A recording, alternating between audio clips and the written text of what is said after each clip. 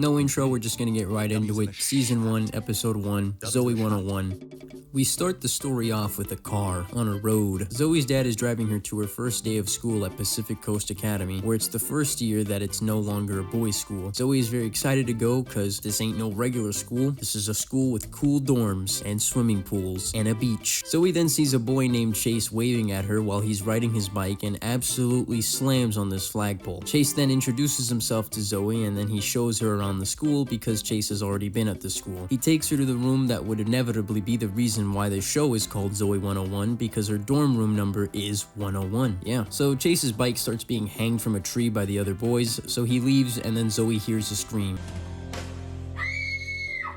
She then runs towards it and finds out the reason this girl was screaming was because of urinals, and it's there because it used to be a boys' dorm. Urinals are scary, bro. Anywho, this is when Zoey gets introduced to Nicole, her roommate. They both head to their room where we are introduced to their other roommate, Dana. You know, you don't just get this bed because you got here first. Oh, okay. Well, do you want it? No, I'm just making a point. Well, which bed do you want? I don't care. That one. Zoey and Nicole then walk past a group of boys playing basketball, and Zoey hears the coach saying that tryouts are taking place and is interested in joining the team. This is where we are introduced to Logan. Basically, after an argument between the two in which Logan believes girls can't be on the team and Zoey believes otherwise, the two challenge each other to see who's right and wrong. Zoey proposes that she rounds up 5 of the best girls she can find and play against Logan and his team on that Friday. Logan accepts the challenge. Friday comes and the game starts. By the way, the song that plays while they're playing the game is just perfect.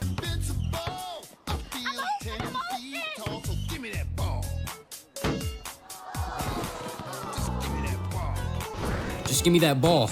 Zoey's basically the only one scoring. The girls first start losing by a lot until Dana rolls up at the start of the second half and absolutely carries them. After putting up a really good fight, the girls lose by 1 point after Dana misses the shot. Even though the girls lose, they are offered a position by the coach on the basketball team. Dana says that she'll think about it, and Zoey accepts the offer, which gets Logan rather unsettled. Are you seriously gonna put a girl on our team? The episode ends with the girls decorating the urinal Nicole was screaming at earlier. At the start of episode 2, we find out that Zoey has been attending PCA for almost a week, and her roommates Nicole and Dana are arguing about everything, really. You see, Nicole wants to blow dry her hair, and Dana just wants to sleep. Anywho, basically the next scene is when we get introduced to the B plot of the episode, in which Chase asks Zoey out until we get introduced to the C plot of the story, when we find out Dustin needs money. By the way, I forgot to introduce Dustin earlier, who's Zoey's brother, so there's that. So yeah, he needs money, but we never really find out why. For all we know, he spent his allowance on gummy worms. Anywho, fast forwarding a bit, we find out that Zoey meets this girl named Quinn, who likes feeling food in order to test her theory about how every food having their own distinct energy. You know, typical Californian behavior. So Nicole and Dana fights are getting more and more unbearable for Zoey that she moves in with Quinn. However, Quinn is a bit of an eccentric person, if you will.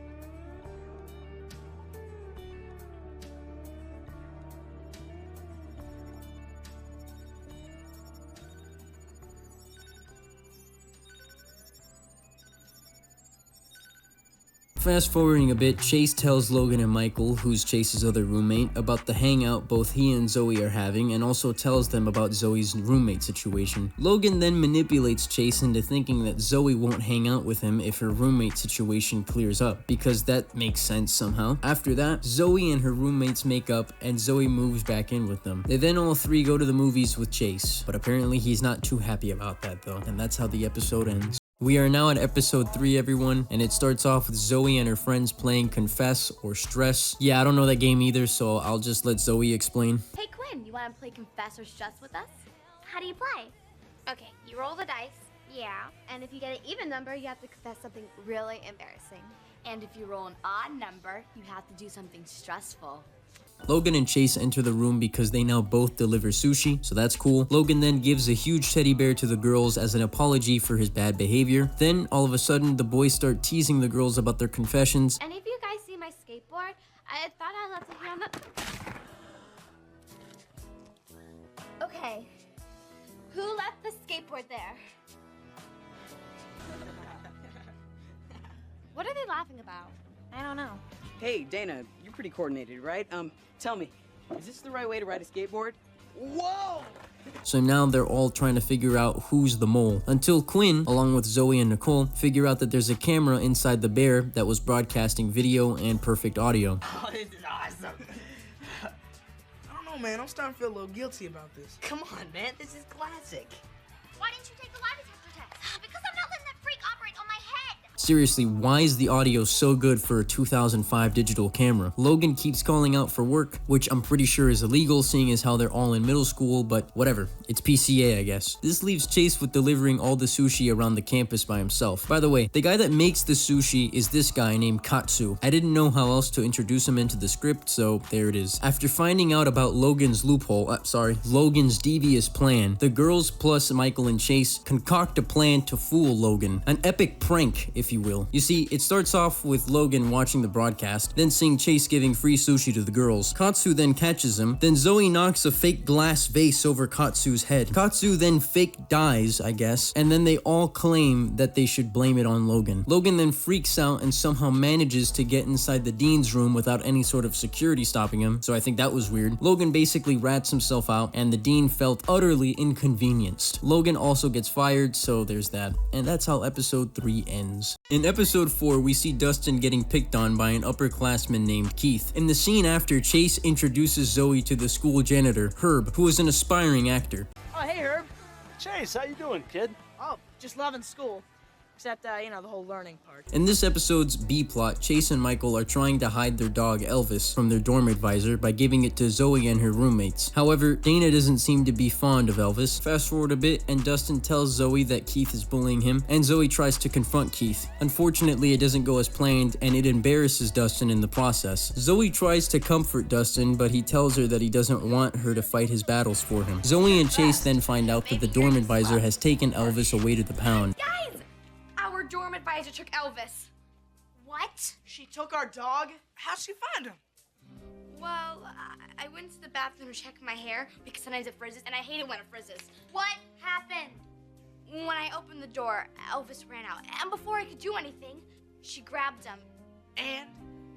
She's taking him to the animal shelter. Dustin keeps getting bullied by Keith and then asks Chase and Michael for help. Chase then tells Zoey what Dustin is about to do. Zoey then tries to defend Dustin until Chase talks her out of it, basically saying that he should learn to fight his own battles, but not until Keith gets called to the principal's office. Turns out it wasn't actually the principal's office, and we see Herb acting as the school disciplinary officer and absolutely spooks Keith from ever bullying anyone at the school again. Dustin didn't know this and stood up for himself against Keith by demanding that he doesn't pick on him again. Keith basically says okay and just walks away. Later on, we find out that Dana sneaked out of the school and rescued Elvis, proving to everyone that she only appears mean on the outside. The episode ends with Dustin and Zoey making up and Herb sounding a lot like Deacon Blackfire from Arkham Knight. We have and apply to others that we know not of. Thus, conscience does make cowards of us all. Hallelujah! The wicked demon has been slain! Join me, children, and let us rejoice in his eternal damnation! Transitioning to episode 5, we see Zoey and her roommates plus everyone in the girls' dorm go outside and see that their dorm building had just been TP'd. In the next scene, we find out that it was the boys that TP'd their dorm. Yeah, someone TP'd our whole dorm. We saw. Yeah, somebody got you guys good. We're gonna find out who. I already have some theories. I was thinking it was either the football team or maybe... It was us. And it turns out that it's a tradition at PCA to prank the lowerclassmen, as we see flashbacks of Chase, Michael, and Logan getting pranked. The scene after, we see Dean Rivers cleaning up the statue of Mr. Branford, the founder of PCA. And Mr. Branford's son, who's also named Mr. Branford, will be visiting the school, which is why Dean Rivers wants the statue squeaky clean. By the way, I love this guy's reaction to Dean Rivers' remark. Make sure you polish his butt. We then see the girls are plotting to take revenge on the boys by pranking them. Zoey feels adamant at first because she doesn't want to stoop down to their level and even convinces the girls. And then this happens. And fire!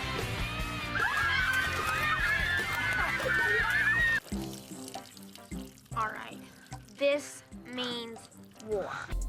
Yeah, I figured. The girls then prank the boys by dressing up the statue as a lady, and both Dean Rivers and Mr. Branford are absolutely crestfallen, to say the least. Oh, I almost forgot that this episode's B-plot is basically Quinn trying to make some sonic neutral neuralizer thingy so she can prank back the boys. It basically puts everyone within a 100-yard radius into immediate stage 5 REM sleep. After finding out that his father's statue was vandalized, or I should say glamorized, because this is way better than what it used to look like, Mr. Branford wants to now make PCA back into a boys-only school. In order to not make that happen, Zoey sacrifices her position at the school so that all the other girls can stay. They all throw a goodbye party for her, and this is where we first realize that Chase has a crush on Zoey. Anywho, Mr. Branford wants Zoey to publicly apologize, and during her apology, the boys commit an epic prank on Mr. Branford, saying that everyone was in on it, and that if they're going to expel Zoey, they're gonna have to expel everyone else. The deal works, and we find out that the plan was created by none other than Logan. Yeah, turns out he's only bad when the writers want him to be. The episode ends with Quinn's sonic neural neutralizer working and knocking everyone out.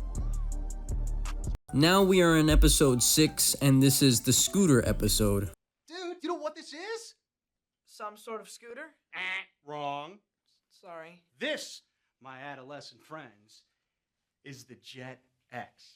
Whatever. It starts off with Zoey and her roommates waking up 10 minutes before class starts. When Zoey and company make it to class, they are greeted by none other than Jake Savage. Yeah, I don't know him either, but the name sounds so cool. Jake Savage is the president of a company that is manufacturing a new scooter called the Jet X. Basically, Jake Savage tells the students of the class that whichever group can make the best commercial for the Jet X gets to keep 3 of them for free. Logan's group, along with Chase and Michael, are getting help from Logan's father, who is a movie producer, who's giving them movie-level equipment for the commercial. Zoey, along with Dana and Nicole, understandably tell the teacher how that's unfair. The teacher tells them that it's not about the equipment, but what you show on the screen. That is until some celebrity shows up that Logan's dad knows. While filming their commercial, Zoey and company start arguing with one another that the commercial isn't that good. In the midst of everything, Quinn doesn't know how to turn off the camera, yet she can make some weird, wacky neuralizer thing in the last episode, but she doesn't know how to turn off the camera, okay? She accidentally records their argument about the Jet X and what it's supposed to represent. Zoey, Nicole, and Dana all split up and try to make their own commercials, with all of them failing. They finally reconcile and figure out that they can't do it on their own and need each other's help. They pull an all-nighter and try to combine the best parts of all their different commercials until an hour before class starts, Zoey finds the footage that Quinn accidentally filmed and uses it on the commercial. After seeing their commercial, Jake Savage awards the Jet X's to Zoey, Nicole, and Dana, leaving Logan in utter defeat. Chase and Michael don't count because, according to them, they barely had anything to do with the commercial. Episode 7 starts off with the school's drama teacher letting the students know that they'll be doing a play written by Chase. Zoey is interested in auditioning for the play, and Logan at first seems to just make fun of it, but Chase tells him that it's cool. Later on that day, the auditions are taking place, and we see Zoey getting the part after her audition. While all this is happening, Dustin is sick, and Quinn is trying to cure him in typical Quinn fashion. Back to the auditions, we see that Logan now wants to audition. Logan gets what was supposed to be Chase's part. Chase wants the part because it will give him an excuse to kiss Zoey during the ending of the play. Chase then tells Zoey that Logan got the part and that she should lead the play. Zoey agrees until she sees Logan's acting and then changes her mind. After seeing Logan's performance, Zoey starts developing feelings for Logan. And Chase, well, he's not taking it so well. Michael then gives Chase an idea, saying that he should just change the script so that Logan doesn't get to kiss Zoey. The drama teacher refuses the change and tells Chase to accept the ending as it is. While all this is happening, Quinn is still trying to cure Dustin of his illness, but to no avail.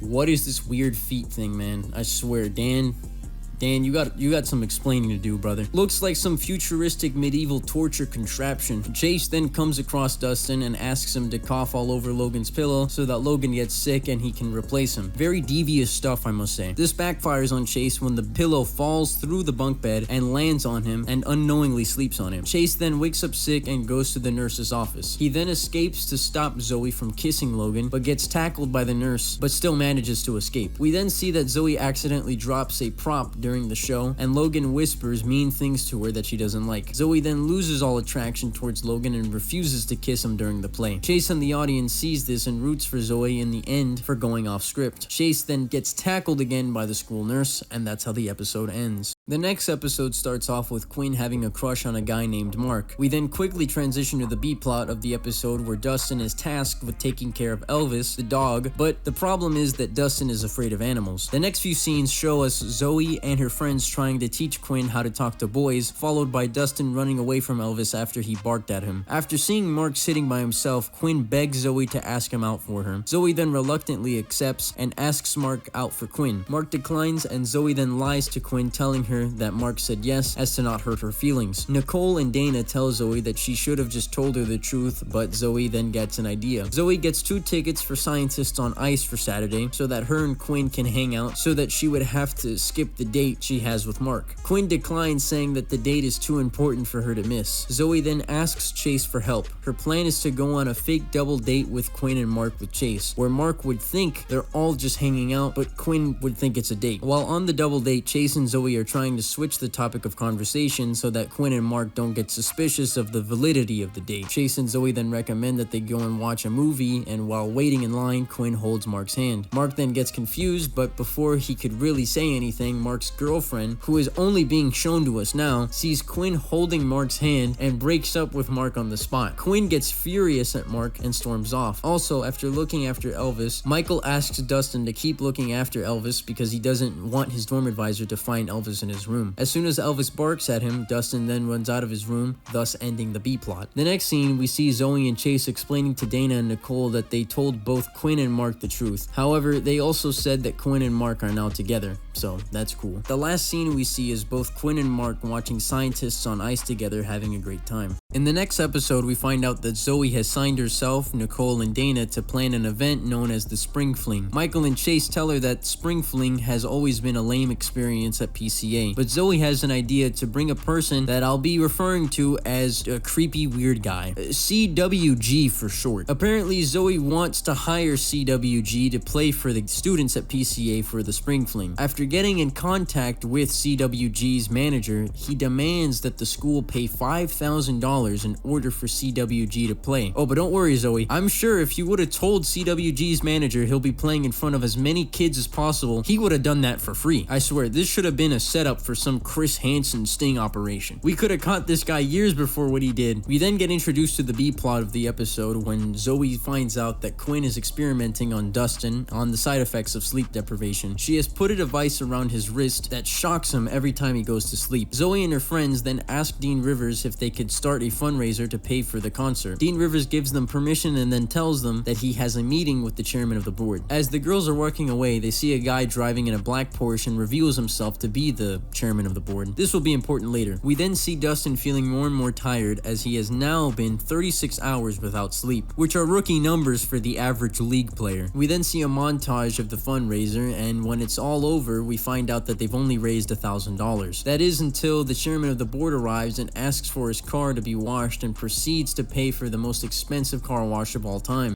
Say, tell me, is your car wash still open? Not really. Yeah, that's too bad because, you know, for a really good car wash, I'd be willing to pay, oh, I don't know, around $4,000.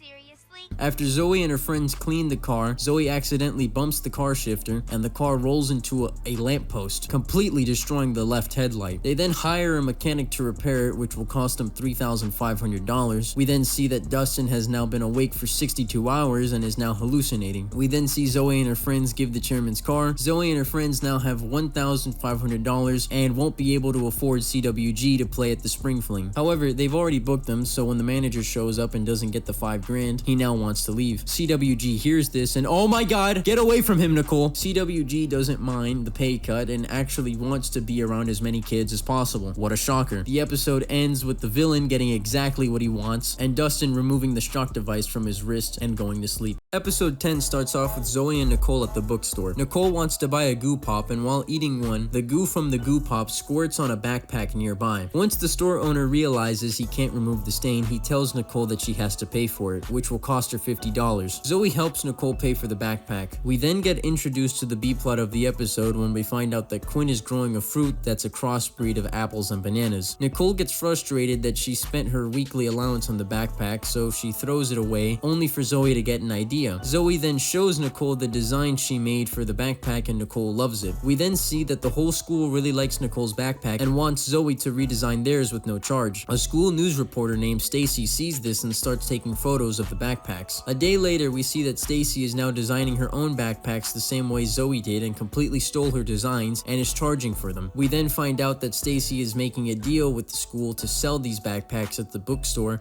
because of how much profit they make. Hey, I'm trying to make a deal with a girl. Yeah, that didn't come out okay. We then see that Zoey created her own backpack store and made improvements on the backpacks. The new backpacks now come with a massager and a speaker, okay? The school bookstore employee asks Zoey if they could sell the backpacks at the bookstore, and she accepts with the condition that she gets a jukebox to be added to the girls' lounge. The episode finishes off with Quinn's fruit experiment failing due to the fact that the fruit juice is more acidic than xenomorph blood. And it also destroyed Stacy's bike, which is the unreleased follow-up song by Fountains of Wayne. Episode 11 starts off with Zoey and her friends in gym class, with them being exhausted from running so many laps. In the next scene, Chase gives the group an idea that if they're in a sports team, they don't have to participate in gym class. Chase then gets invited to throw a frisbee, and then Zoey gets the idea that they should start their own disc golf sports team. Also, the small B-plot of this episode is that Michael is addicted to eating chips, and Quinn is helping him by creating 0-calorie chips that taste the same. It's just that the chips come with some side effects.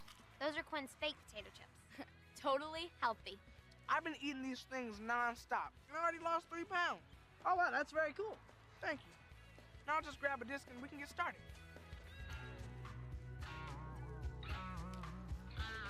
After getting Dean Rivers' permission to start a disc golf team, the group tells the gym teacher that they won't be attending gym class, and hold on. Is that Biff from Back to the Future? Oh my god, it is. I'm calling him Biff for the rest of the episode now. Biff then tells the group that they need to win at least one game of disc golf against a rival school until they become a legit PCA sports team. While training, Logan shows off his disc golf abilities to the team and joins the team, and Nicole is their worst player. We then see Michael asking Quinn to change the recipe for the chips so that he doesn't become dizzy after eating them. Quinn agrees and sprays plutonium on them because that works. It doesn't. The side effect now is that he speaks gibberish. At least the chips are good though. The rival school gets the game, and the team finds out that Chase randomly set them up with a juvenile detention center, and the players are really good. It's like they're playing for their freedom. The referee tells Zoey's team that only 5 players can play and 1 has to sit out. Nicole sits on the bench and Zoey feels bad about that. So on the last hole, Zoey fakes an injury so that Nicole can have a chance to play. Nicole misses terribly, but the rival team offers to get the frisbee for her. This was actually a ploy for all of them to escape and steal Biff's car. The referee says that they technically forfeited, so Zoey's team wins by default, and that is the end of the episode. Episode 12 starts off in Mr. Bender's class. Yeah, this guy. You remember him from earlier? Because I don't think I introduced him. Well, anywho, Eric Foreman and just a random woman walk into the class to explain that PCA will host a school dance in which the students have to fill out a questionnaire to figure out who is compatible to them, and the person that they get in the questionnaire is the person that they go with to the dance. Chase wants to go with Zoey, and Logan tells him that he should answer the questions exactly the way Zoey would. The B-plot is Michael having to babysit and go to the dance with a foreign exchange student named Ollie. Throughout the episode, we see Chase tricking Zoey into answering certain questions about herself that are asked in the questionnaire. By the end of it, Nicole matches with some guy, Nick, who acts exactly like her. Logan gets matched with Dana, and Chase gets matched with Zoey, but so does a guy named Glenn. At the end of the dance, we find out that Glenn stole Zoey's personality test and copied all the answers so that he would get matched with her. Chase overhears this and confronts him, but Glenn then tells Chase that he knows that Chase tricked Zoey into giving him the answers. Zoey overhears all this and gets mad at both Glenn and Chase and leaves. While this is happening, Ollie tells Michael to watch over his sister while he has to howl at the moon, okay? But Michael's happy about it, so there's that. The episode ends with Zoey asking Chase why he wanted to go to the dance with her so badly, and his response is, Why would you go through all that trouble just to go with me to a stupid dance? Smooth, Chase, smooth. On to the season finale, we see that it's final exam week and Zoey is helping all her friends with studying different subjects. And according to the YouTuber Dylan Jardin, Zoey's explanation of recessive genes in biology is all wrong. I have brown eyes, right? Right. That's a dominant gene. You have green eyes. Green eyes. That's a recessive gene. Okay. So, if we ever got married and had a baby, there's a 75% chance he'd have brown eyes and a 25% chance he'd have green eyes. Are you asking me to marry you? Bad explanation, bad math. Let's figure it out. So we know Chase has 2 green genes, or alleles. But Zoey, she could have 2 brown alleles, or a brown and a green. So here are all the baby options. We can ignore the bottom row because it's the same as the top. So of these 4 babies, 3 are brown-eyed and 1 is green. 75% brown, 25% green. So Zoey's right. Right? Wrong. The first episode, we saw Zoey's dad. Holy shit. He's blue-eyed. All right, let's just call blue green. Let's just call blue green. Let's just call blue green. Let's just call blue green. Let's just call blue green. So that means he gave Zoey a green allele and her mom a brown allele. So now the odds that her and Chase's baby is brown or green-eyed is 50-50. It's a coin flip. It's a coin flip. It's a coin flip. However, him saying blue is green kind of messes up his whole explanation, so I'm just going to say both of them have flawed explanations. So anyway, there's a tradition that when a semester ends at PCA, they have a party on the beach. When the last class finishes, Dustin comes in and asks if he could join them to go to the beach party, and Zoey says yes. Then Quinn comes in and shows them a serum that she made that smells like coconut. The group all smell it and pass out. We then see that they have 14 minutes to catch the bus that'll take them to the beach party, but they miss it. Logan then calls a cab for them. However, when they get to their destination, they realize that it's the wrong beach, and now they're stranded and can't get any cell phone reception. Zoey then gets the idea that they should just have fun, seeing as how they won't be able to make it to the beach party. We then see a montage of them having fun, and then Quinn gets the idea to combine Chase's cell phone and Michael's laptop to somehow boost the signal of Chase's cell phone so that they can call someone to pick them up. While this is happening, Zoey, Chase, and Logan are trying to catch a fish. Dana, Michael, and Nicole are trying to make a fire to cook the fish, and Dustin is in the ocean because he doesn't want to get out because his shorts came off. Zoey, Chase, and Logan catch the fish while Quinn uses Logan's mirror and her glasses to start a fire. They somehow cut the fish so that they could eat it, and they all realize the fun they had, so Zoey says that they should make it a tradition from now on, which never happens. Quinn is finally able to make a phone call and calls Mr. Bender to pick them up, and also brings pants for Dustin. The episode ends with Quinn's coconut serum leaking out and everybody falling asleep, including Mr. Bender, and that wraps up season 1. Now on to season 2. In episode 1, we see everyone moving into PCA for the start of the new semester. We first see Chase, Logan, and Michael, in which we find out that Logan has now moved in a brand new TV with very high-end speakers for the time. Michael then tells Chase that Zoey is looking for him, and he dips. We then see that Zoey has now dyed her hair, so that's cool. We also see Nicole and Dustin as well. We then find out that Dana got accepted into the transfer student program and is now studying abroad in France. What actually happened was the actress that played Dana, Kristen Herrera, got kicked out of the show because she apparently looked too old next to her fellow cast members. Yeah, I wasn't buying that, so I looked into it further, and apparently there's a story where Kristen Herrera pushed Alexa Nicholas, the actress that plays Nicole, into rocks during the filming of Little Beach Party, the season 1 finale episode, and because of that, Nickelodeon thought something would come out about it in the media, so they fired Kristen so that nothing would leak. Or at least that's the theory, that is. There's no evidence to support that, but that's the theory. Now, this is all speculation. I don't think it's actually been proven, but yeah, there's that. And then there's another story that she got removed from the show because she kept forgetting her lines a lot while shooting scenes. Dude, I don't know. This show is more shrouded in controversy and mystery more so than Area 51. So many stories swept under the rug with such little evidence to go off of. But anywho, back to the show. Nicole and Zoey get to see their new room and find out that Quinn installed a TV/webcam in the room where they could talk to each other, and she also has the room right next to theirs. The dorm advisor, Coco, comes in and tells Nicole and Zoey that they're going to get a new roommate, to which Zoey and Nicole respond with dismay because they thought it was just going to be them too. Zoey then gets the idea that they should talk to the housing office and ask if they could pick their own roommate. They then talk to the housing administrator and ask her, in which she responds with no. However, after a little convincing by asking about her vintage perfume bottle collection, she finally agrees that they could select their roommate. With both Zoey and Nicole excited, Nicole accidentally knocks over the administrator's perfume collection, completely shattering all over the floor. Doesn't take a genius to know what happens next. Yeah.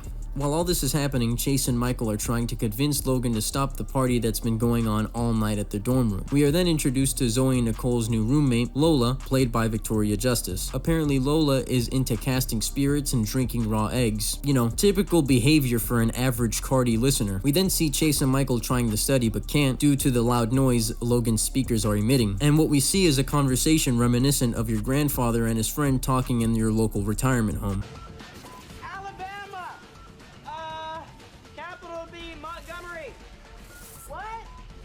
Montgomery! Right, okay. Tennessee. Memphis. No, Nashville. What? Nashville! Who's Phil? Okay. Michael and Chase are trying to tell Logan to put down the volume, but in typical Logan fashion, he tells them no. So Michael and Chase decide to sleep outside in tents. They then come across Zoey and Nicole, and both scare each other with the longest screaming match ever.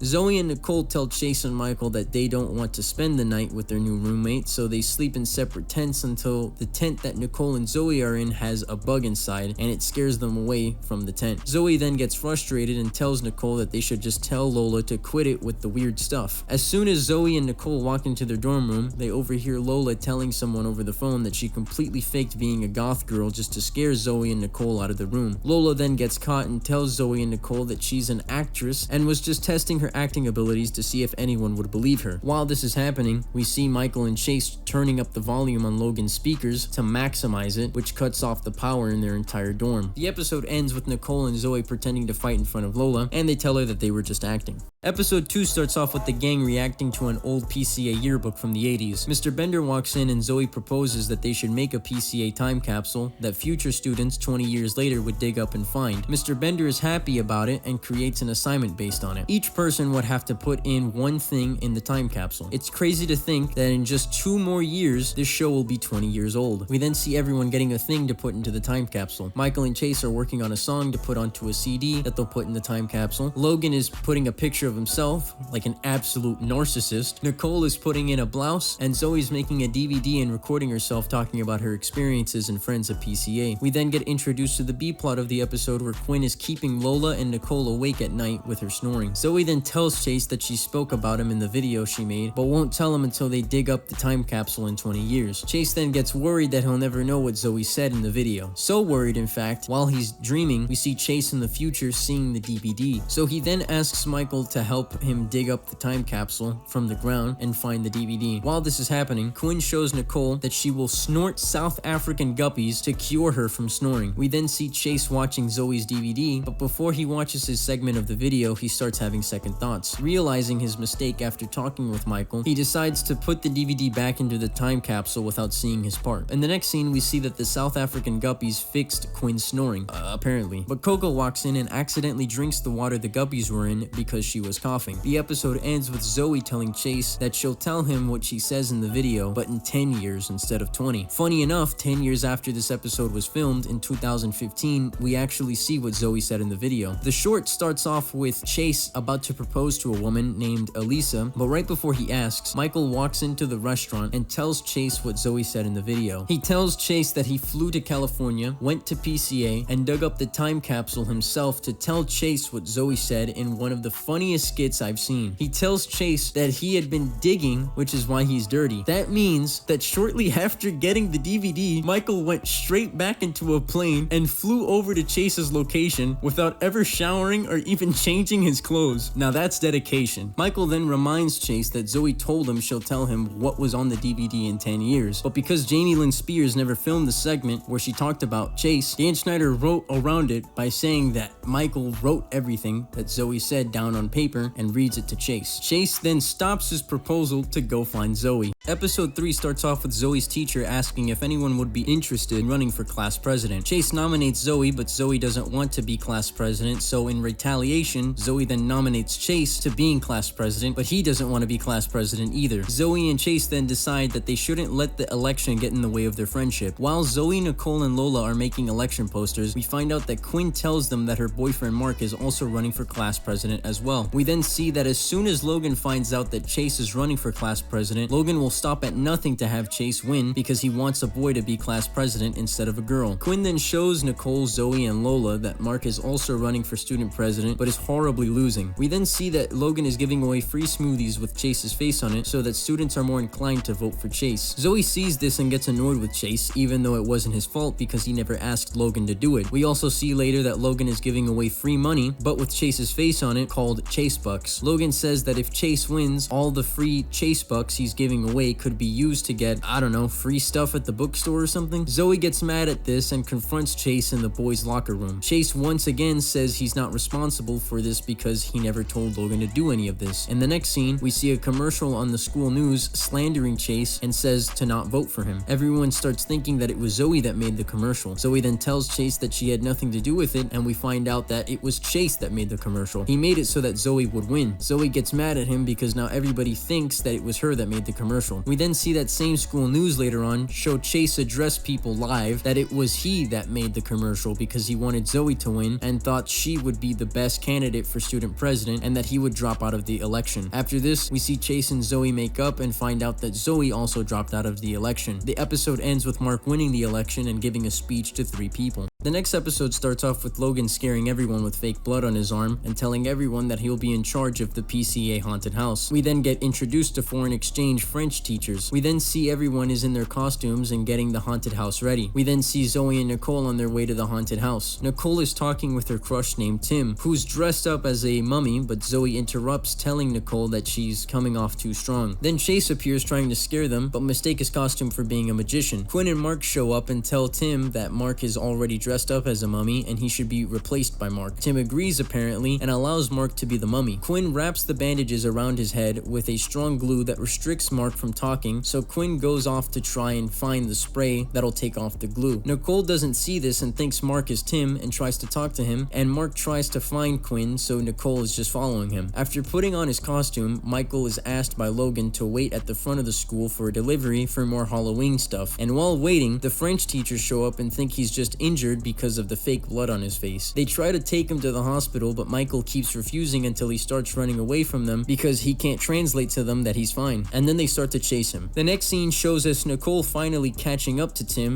Mark, and thinks Mark, who she thinks is Tim, is trying to kiss her, so Nicole tries to kiss him, leaving Mark tumbling down a hill. We then see kids going into the haunted house, some of them being Dustin and his friend Jack. As soon as they go inside the haunted house, Dustin and Jack start hearing a voice call out for Jack in an ominous way. Anywho, as soon as everyone leaves the tunnel in the haunted house, Dustin tells Zoey that Jack is missing, and Zoey thinks Logan has something to do with it, but he refuses that it was him. Dustin then goes back inside the tunnel to try and find Jack. Dustin then comes out from the tunnel and tells Zoey that he can't find Jack. Zoey tries to leave to find Jack, but the door was locked only for Jack to show up on a TV telling everyone to help him. We then see a flash of light, and then we see Dustin is also gone. We then see that Michael is trying to outrun the French teachers, but when caught, Mark comes through the door, scaring the teachers away, followed by Nicole, who is still trying to kiss him, thinking he's Tim. Michael then leaves, saying that he's going to throw away his French book in the garbage. While Nicole is trying to take the bandages off of fake Tim so she can try to kiss him, Quinn finally comes back with the spray and takes the bandages off of Mark. Nicole is surprised by this revelation, and Mark tells Quinn that he was running away from Nicole because she was trying to kiss him. Quinn gets furious at Nicole and starts chasing her before she can explain. Back at the haunted house, the lights now go off and the creepy voice starts calling out for Logan. This spooks Logan, startles him if you will. Logan then runs away, and we see that it was all an epic prank to scare Logan, and that's the end of the episode. The next episode starts off with Dustin in chemistry class and a girl named Trisha, played by Jeanette McCurdy, getting in trouble and then getting partnered up with Dustin because he's the best student in the class and the teacher wants him to help her out. Trisha then takes a liking to Dustin and gives him her number, which is just 4 digits, okay? While showing his friends her number, Zoey, Chase, and Nicole walk by and talk to Dustin, only for his friends to tell Zoey that Dustin got asked out on a date by a girl. Dustin then tells Zoey that it was Trisha. Zoey doesn't like this because Trisha is the title of the episode, Bad Girl, and so Zoey doesn't want Dustin to date her. But Chase tells Zoey that she promised she wouldn't meddle with his life anymore in season 1 episode 4. So Zoey then tells Chase that he will meddle with his life instead of her. We then see Michael and Logan walking to class when they see something moving in the bushes. Them, thinking it's a cat, try to pet the creature only for them to realize that it's a skunk and they get blasted by its skunk spray. In the next scene, Zoey then asks Chase to talk to Dustin to try and convince him to not talk to Trisha anymore. But it goes horrible for Chase because after telling him that dating an older girl will make him more desirable to other girls, Dustin goes through with it even more. Chase then lies to Zoey, saying that the talk went well. We then see Michael and Logan trying to scrub off the skunk scent, but to no avail. Michael then tells Logan that tomato juice will work, but then only finding out that they drank the tomato juice, to which Lola comes in and tells them that they needed to put it on themselves rather than drinking it. We then find out that when Nicole, Zoey, and Chase sit next to Dustin, Dustin is still dating Trisha. Zoey then gets mad at Chase, but while arguing with Chase, Trisha sits down next to Dustin, and so Zoey tries to talk to Trisha, only for the conversation to reveal more things that Zoey doesn't like about her. Then Zoey tells Chase that he should try to convince Trisha to not date Dustin. We then see Chase trying to do that very thing, only to fail miserably, and it backfiring on him because Trisha believes that Chase is now her boyfriend. Chase then tells Zoey of the conundrum that he is currently in, a predicament, a quagmire if you will. Dustin then barges in and demands to fight Chase after thinking that Chase stole his girlfriend. Zoey then talks to Trisha, and in order to convince Trisha to stop dating Chase, she comes up with the lie that both her and Chase are dating. Zoey then tells Chase that Trisha doesn't believe that they're dating, so Chase comes up with the idea that they should pretend to be dating in front of Trisha so that she'll leave Chase alone. Chase can't believe it. In the next scene, we see that Quinn created a chemical spray that'll get rid of Michael and Logan's skunk scent. They're a bit adamant at first, but when Quinn sprays it on her sleeve and they see nothing happens, they agreed to be sprayed. We then see Chase and Zoey pretending to be dating in front of Trisha, but she then tells them that they should kiss in order for her to believe them. Chase is excited. Right before Chase and Zoey are about to kiss, Dustin runs towards Chase and pushes him to the ground. Trisha now wants to get back together with Dustin, but he refuses. Chase then gets back up and tries to kiss Zoey again, using the plausible deniability that he wants to convince Trisha that they are dating. Trisha doesn't care anymore because she doesn't want to be with a guy that gets knocked down by a 10-year-old. So Zoey leaves to go do her homework and Chase is left there maidenless. When Zoey makes it back to her dorm room, we see Quinn's sleeve disappear. The episode ends with Michael and Logan hiding in the bushes and finding trash bags in the janitor's closet. We then see them heading back to their dorm room wearing trash bags over themselves.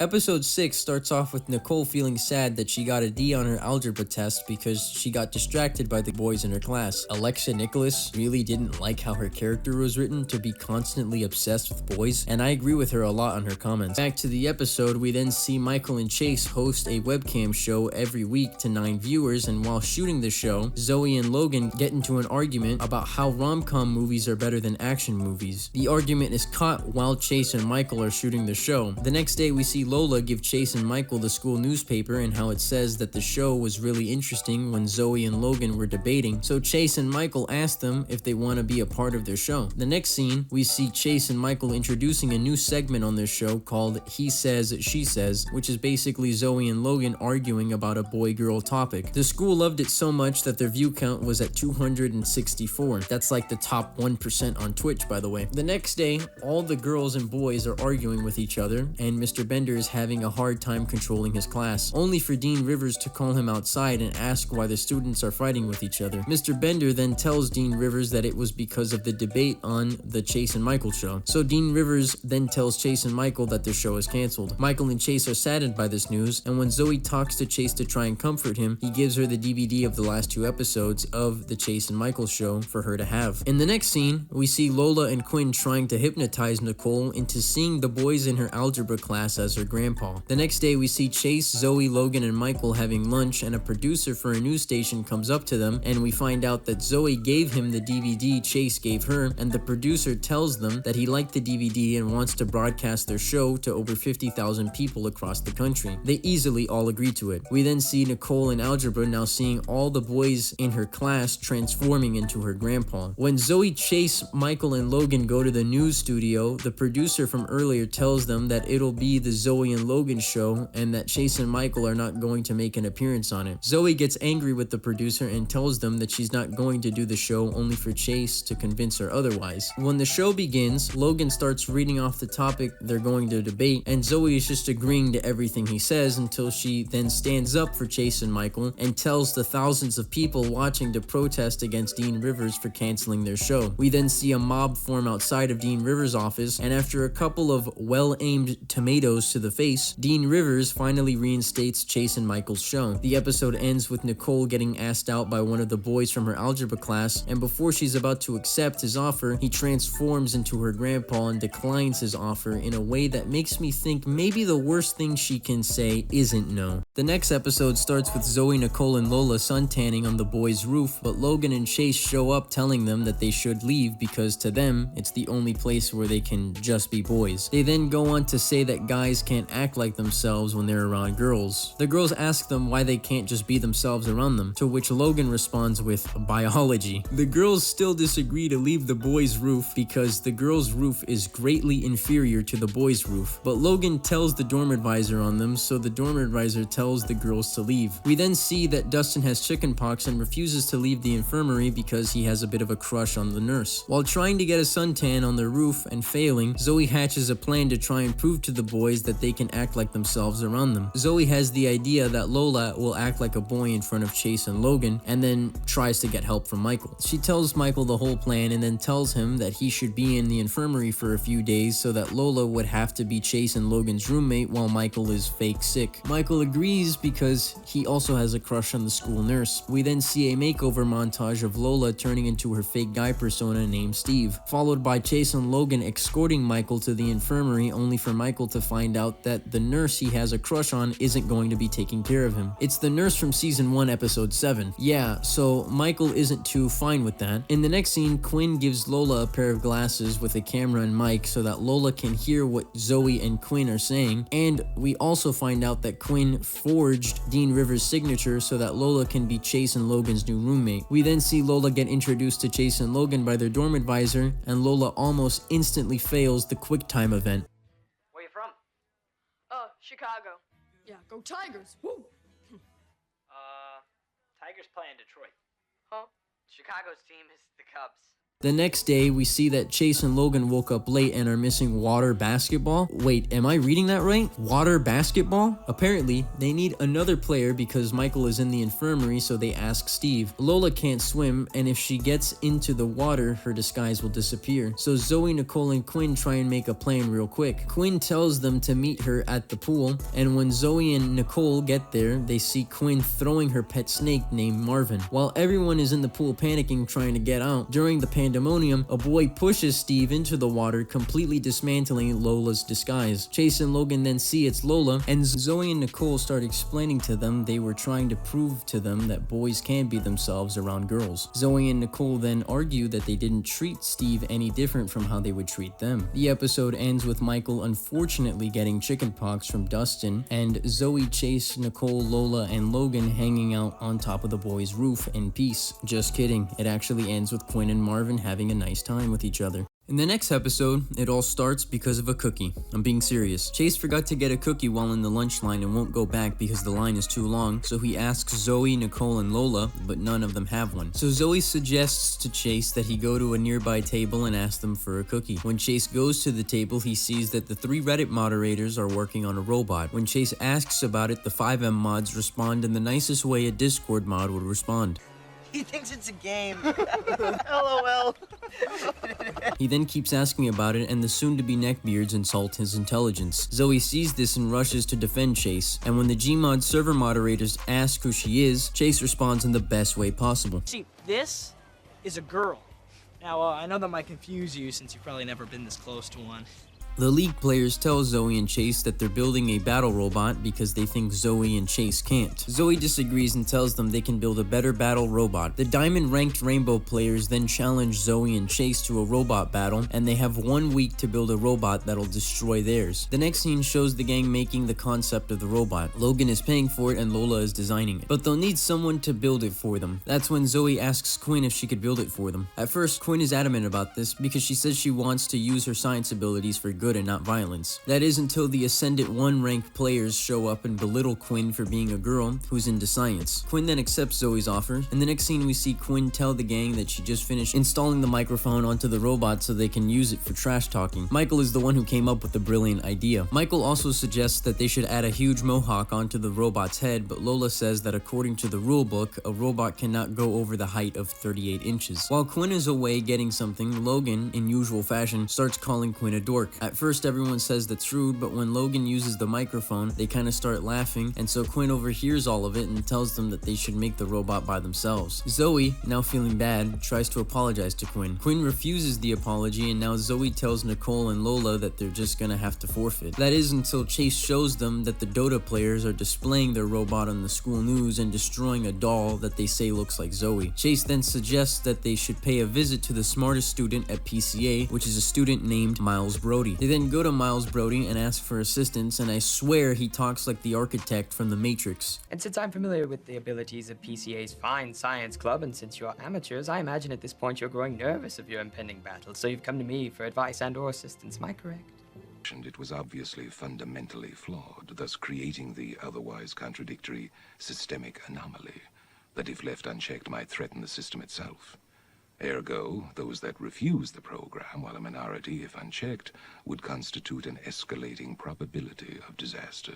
Miles then requests that he speak to Zoey alone. Miles accepts to help Zoey, but tells her under one condition, and that condition being that he gets to go on a date with Nicole. Zoey reluctantly accepts, and so Miles finishes building them the robot. They then go and fight the Grandmaster Overwatch players' robot. While the two robots are fighting, the Global Elite CS players' robot defeats the gang's robot. They then finish the gang's robot by using a crane with spikes attached to it to destroy the robot. However, according to the rulebook, the crane extended a height of 38 inches, and so the Dean of Science tells the gang that they could rematch. However, the robot is completely busted. That is until Quinn shows up with her itty-bitty robot, but apparently you can't judge a book by its cover, because when the RK9 users make fun of Quinn's robot, they're flabbergasted to see that their robot literally dismantles their robot in one hit. Quinn still hasn't forgotten the gang and didn't want the nerdy jerks to win. Was that a good one? I ran out of gamer jokes. The episode ends with the gang apologizing to Quinn by giving her her favorite flowers, and Quinn finally accepting their apology. Just kidding, it actually ends with Miles having a date with Nicole and her being so not into him. Episode 9 starts with Zoey and Chase playing a game of Would You Rather until Lola barges in, stating that she is struggling with biology. Zoey tells Lola that Chase got an A in biology and suggests that he tutors her, and he agrees. We then see Logan talking to 3 girls and is being watched by Dustin. After the 3 girls leave, Dustin goes up to Logan and asks for advice on how to get with girls like Logan does. Logan agrees to help him. The next scene shows us Chase tutoring Lola and suggesting to her that she should remember facts about biology the same way an actress remembers their lines. So, Chase creates this scene where she can roleplay as a character who is an expert at biology. This actually starts helping Lola get better at understanding biology, and this also starts the feeling she starts having for Chase. Lola then asks Zoey if her and Chase are just friends. Zoey tells Lola that they are just friends, to which Lola responds,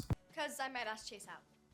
Zoey answers yes, but as soon as Lola leaves the room, we can see Zoey feel conflicted. The next scene shows us that Logan overhauled Dustin's style to be more in line with his, and tells Dustin to follow him and do exactly what he does, and the girls start to notice him. We then see Chase tutoring Lola, and Lola just straight up asks him if he would want to go out with her. So Chase is pretty flabbergasted. Lola then tells Chase that he should think about it. We then see Chase asking Michael for advice, and Michael tells him that Zoey just sees him as a friend, and that he should shoot a shot with Lola and see where things go. The next scene shows us Zoey being a bit irritated that Lola asked Chase out, and even a bit jealous, and is venting to Nicole that Chase is her closest guy friend and Lola is her roommate and doesn't want anyone getting hurt, only for Lola to show up and tell them that Chase said yes. You know, it's like there's a whole will they, won't they relationship between Chase and Zoey, and it really keeps you on your toes. Back to the B plot, Logan tells Dustin that he should practice being a jerk to Quinn because apparently to him, that's what'll work on getting with girls. Dustin agrees and gets Quinn mad for like no reason. Logan is proud of him and tells him that he set up a double date for the both of them. Speaking of dates, the one with Chase and Lola is pretty awkward, if I do say so myself. They have no romantic chemistry whatsoever, and Lola knows. So she just asks him who's the other girl. Who's who? The girl you like? Why do you think I like another girl? 'Cause I'm smart. Should go to PCA? No. She's from my hometown. Yeah, Chase basically lies to her because he doesn't want her to know that he's attracted to Zoey. We then see Logan and Dustin meeting their dates only for the jerk persona that worked so well for Logan completely fail. Dustin just acts like his normal self and gets to hang out with his date, and Logan's date pushes him into a nearby fountain. The episode ends with Chase, Zoey, Dustin, and his date all playing Would You Rather. I'm not kidding this time. This episode also ends with a rare piano outro that's playing over the credits, rather than the usual Follow Me by Jamie Lynn Spears theme that we're used to.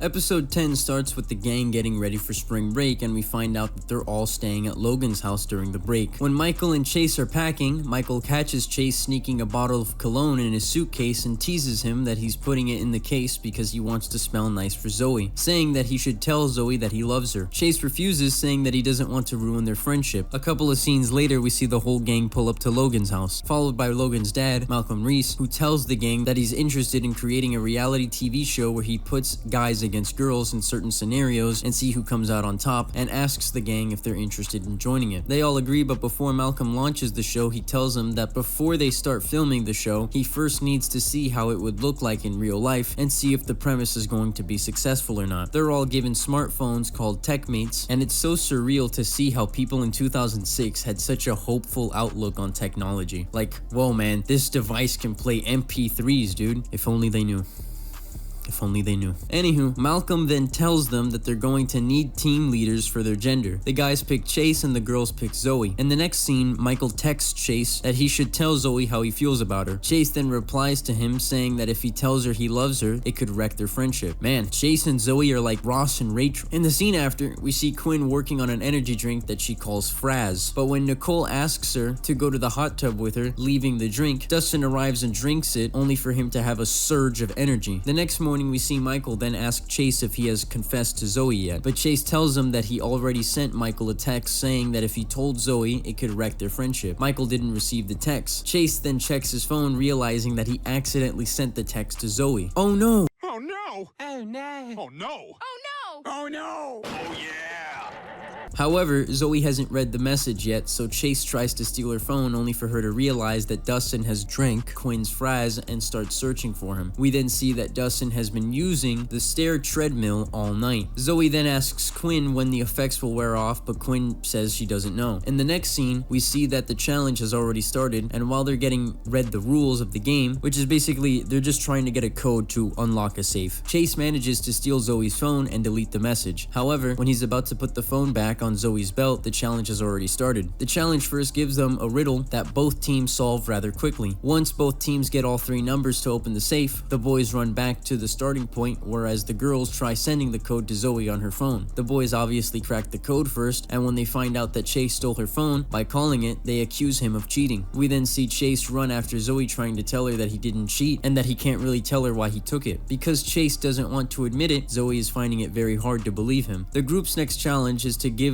a makeover to a couple of guys, and we see a montage of it playing out. The girls win, and fast forward a little bit, we then see the final challenge. Chase and Zoey have to try and knock each other off these platforms over a pool, and the first person to knock over another person twice wins. Chase first knocks Zoey off, followed by Zoey knocking off Chase, and finally, when Zoey accidentally drops her baton, Chase, in a final act to try and redeem himself, surrenders and knocks himself off the platform, giving Zoey and the girls the win. Later on, we then find out that Malcolm really enjoyed the show, and that he actually filmed the entire show already using hidden cameras, and that it'll get played on live television on the next day. When the gang makes it back to PCA, they all gather around the TV, waiting for the show to air. We see Dustin instantly pass out, and Quinn realizing that the effects have worn off. Zoey finds out that Chase won't be attending and that he's waiting by the water fountain. Zoey then goes to him, and they start talking about why Chase took her phone. Chase tells Zoey that he accidentally sent a text message to her that was meant to be for Michael, to which Zoey asks what was on the message. As soon as Chase is about to confess his love for Zoey, the whole gang barges in and rushes them to the lounge so that they can all see the premiere of their show, which is pretty meta if you ask me. While they're all in the lounge, Chase then texts Zoey that he loves her, and then see that Zoey had left her phone by the water fountain, and when the phone vibrates from the notification, it knocks over the phone into the fountain. That's rough, bro.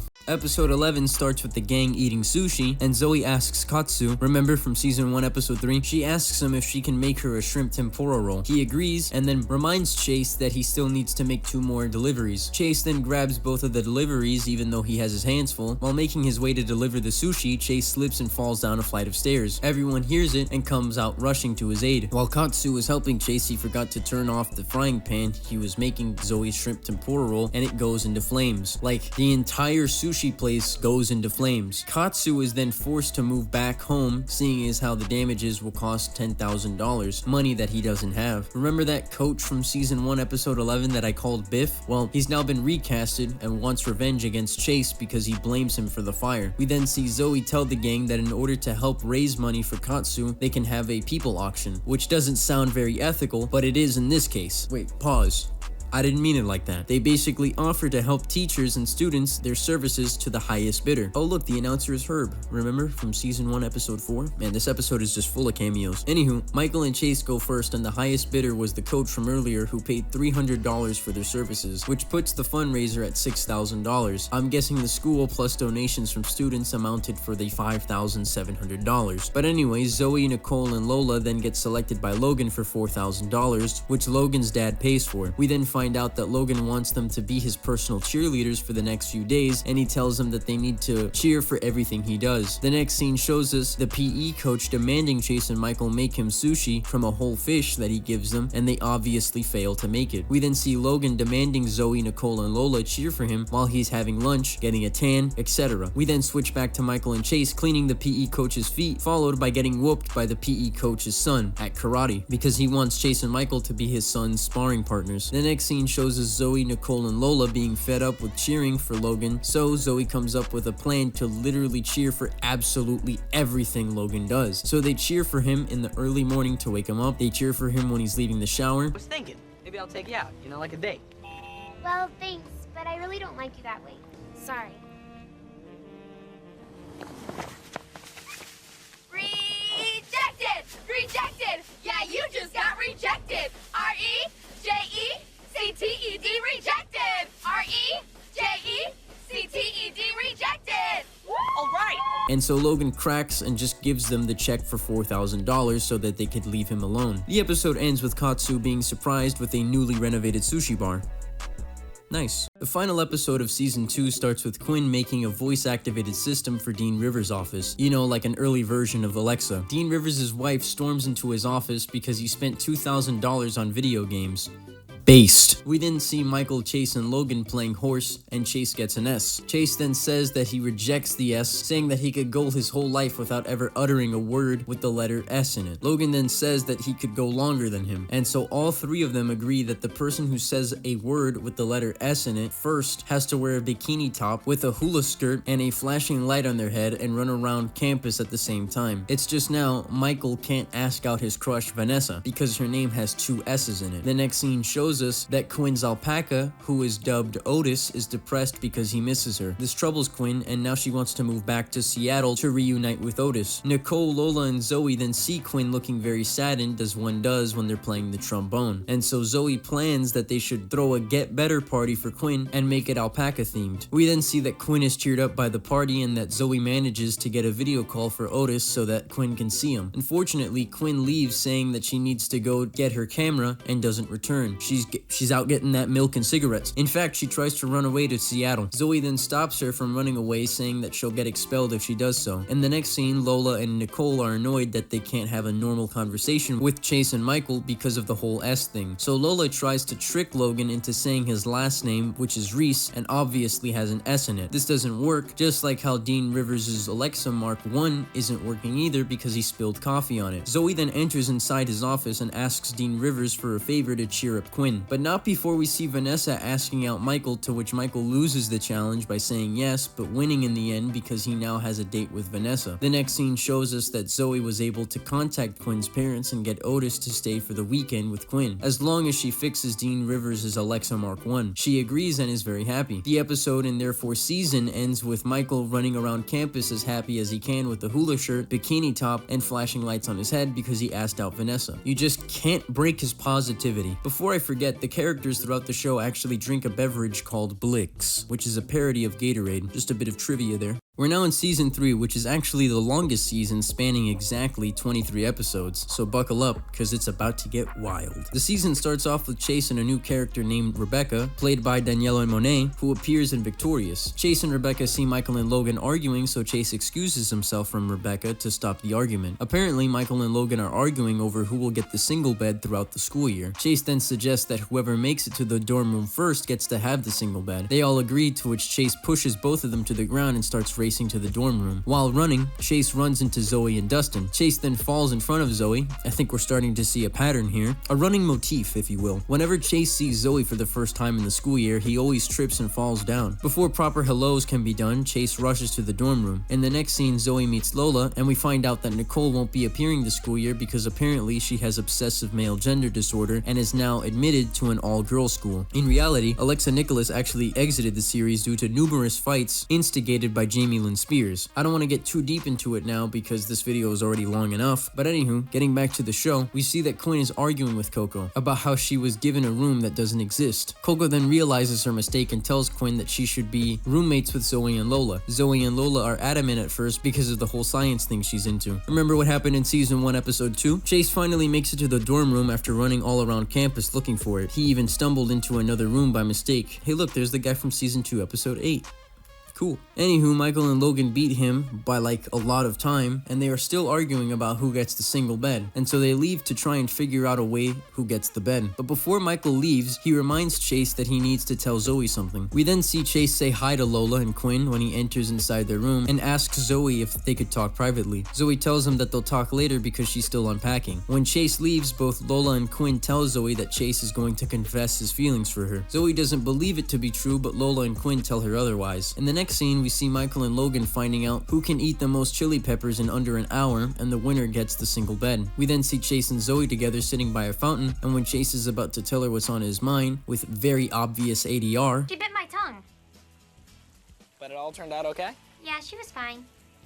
you can actually see the rampant use of ADR for these 2000s shows / movies getting made fun of in this Churdley's video. Michael and Logan interrupt and dip their heads inside the fountain, saying that the chili peppers were too hot, that the competition between them was a tie. So Chase recommends them that they should box and the winner should get the bed, to which they both agree to. Zoey then gets a phone call from a frantic Lola saying that she needs her help because the bees Quinn brought to school have broken out of their containment. Yeah, so earlier in the episode, Quinn brought a glass container full of bees to make honey with. Zoey then tells Chase that they'll talk later. When Zoey enters their dorm room, we see it's being attacked by bees. Lots of bees. Zoey doesn't really help very much as she just hides in her closet. Coco then comes in eating a can of raviolis, which lures the bees away. We then see Michael and Logan fighting each other. Dustin sees this and breaks up the fight. After finding out that they're fighting over a bed, Dustin then suggests that they flip a coin to find out who gets it. Michael wins the coin flip only to get sucker punched by Logan and knocked out. We then see Lola and Quinn argue with Zoey, saying that Chase is trying to tell her that he loves her. Zoey, finally being frustrated with this whole Ross and Rachel will they won't they situation, she storms off to finally ask Chase if he loves her or not. And when Zoey barges in Chase's dorm room, she finds him making out with Rebecca. Plot twist. Chase then tells Zoey that Rebecca is his girlfriend and the episode ends. Episode 2 starts off with Michael and Chase talking about how Zoey caught him and his girlfriend making out, and the conversation is spliced with Zoey talking about it with Lola and Quinn. And the next scene, we see that Logan is missing all his free throw shots in basketball, and so Zoey suggests that Quinn help him out because she's been getting really good at making free throws. Logan rejects this idea and calls Quinn a spaz. Quinn gets Vietnam flashbacks to when she got bullied by being called a spaz when she was younger. While all this is happening, Chase shows up with his girlfriend Rebecca and introduces everyone to her. We then see Logan trying to make free throws and missing horribly, only for Quinn to show up and show him that she can make free throws and not miss a single one. Logan then begs her to teach him and she agrees. The scene after shows us Rebecca entering Zoey's dorm room and telling her to stay away from Chase. We then see Quinn tell Logan to try and catch the chicken, as she says it will increase his agility. You know, like in Rocky 2. This doesn't work as Logan trips all over the place. Right after, we see for the first time what is probably my favorite character in this entire show. show. We'll call her the main character. Main character shows her friends that over the summer she created a model of her dream house made of cotton swabs and white glue. We then hear Chase calling for Rebecca to tell her that his cartoon with him and Michael have been accepted by some popular website and now wants to tell Rebecca about it. Yeah, so apparently earlier in the episode, Michael and Chase were telling everyone how their show, from season 2 episode 6, might be selected to be featured on some popular website. So while looking for Rebecca, Chase bumps into main character's model house and completely destroys it. He then finds Zoey at the lounge and tells her the good news. Zoey then hugs him and Chase goes to tell Rebecca, but not until he bumps into the main character's model house again. She's done nothing to you, Chase. We then see Chase find Rebecca and tell her the good news, but when Rebecca hugs him, she smells perfume on him. Chase then replies that Zoey hugged him after he told her the good news, and Rebecca becomes furious that Chase told Zoey before he told her. Rebecca then tells Chase that if they're going to keep dating, Chase has to stop talking to Zoey. In the next scene, we see Quinn getting Logan to wear a dress around campus because, according to her, most players miss free throws because they're nervous, and in order to overcome the nerves, Logan must get really used to it. We then see Logan again trying to make the free throws, but he keeps missing, so Quinn finally tells him to tuck his elbow. He then starts making them consistently. Quinn then tells Logan that that's all he needed to do, and that all the stuff she made him do was to get revenge because Logan called her a spaz. Logan then proceeds to maul. But seriously, Logan, what happened to season 1 episode 1 version of you that would make these shots like nothing? And I also just remembered, what happened to the original basketball coach? The episode ends with Chase telling Zoey that he can't hang out with her anymore because Rebecca doesn't want them to. Nah, I'm just kidding. Chase actually dumps Rebecca and is still friends with Zoey. The next episode starts off with Dustin and his friends needing help from Quinn because their toy airplane is not working. Quinn fixes the plane, and when they go to use it, it flies straight into Dean Rivers' face. We then see that Dean Rivers is in the hospital, and a new dean by the name of Dean Taylor will be taking over for a while, and all the girls at PCA are attracted to Dean Taylor, and we also see the school news station talk about the new cheerleader outfits. And now we go to Brian Striley with the report on PCA's new cheerleader uniforms. Whoa! Wait. They're awesome, Jeremiah! They are just awesome! Oh my God! That last part has nothing to do with the plot. I just wanted to mention it because this kid's reaction made me absolutely crack up. He just looks so happy. We then see that Coco's boyfriend Carl has just broken up with her. Judging by the other characters' reaction, this certainly isn't the first time this has happened. The following scenes show us that Coco keeps venting about her past relationship with Carl over and over again. The next scene shows us Chase asking the most salient question imaginable. I just don't understand why they call it a pair of pants. Why not? Because, man, a pair means two. Like a pair of shoes or a pair of gloves. 2 shoes, 2 gloves. Why a pair of pants?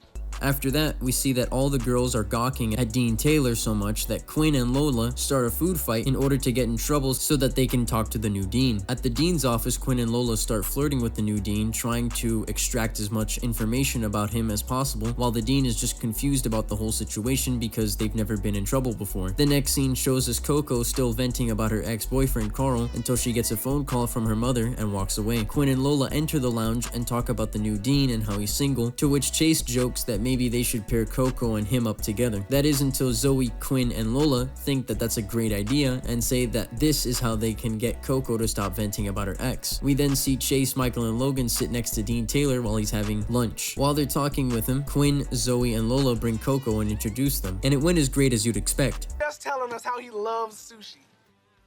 Oh, you like sushi? Yeah, I like sushi. Perfect! Why don't you take her out for sushi on Friday night? Friday night? Sushi Rocks is right here on campus. So what do you say, Dean Taylor? Well, sure, if Coco would like that. Okay. Wait, you swear you're gonna show up? Because I've been down that road before, like 4th of July 2 years ago. Yeah, we're good. Don't worry.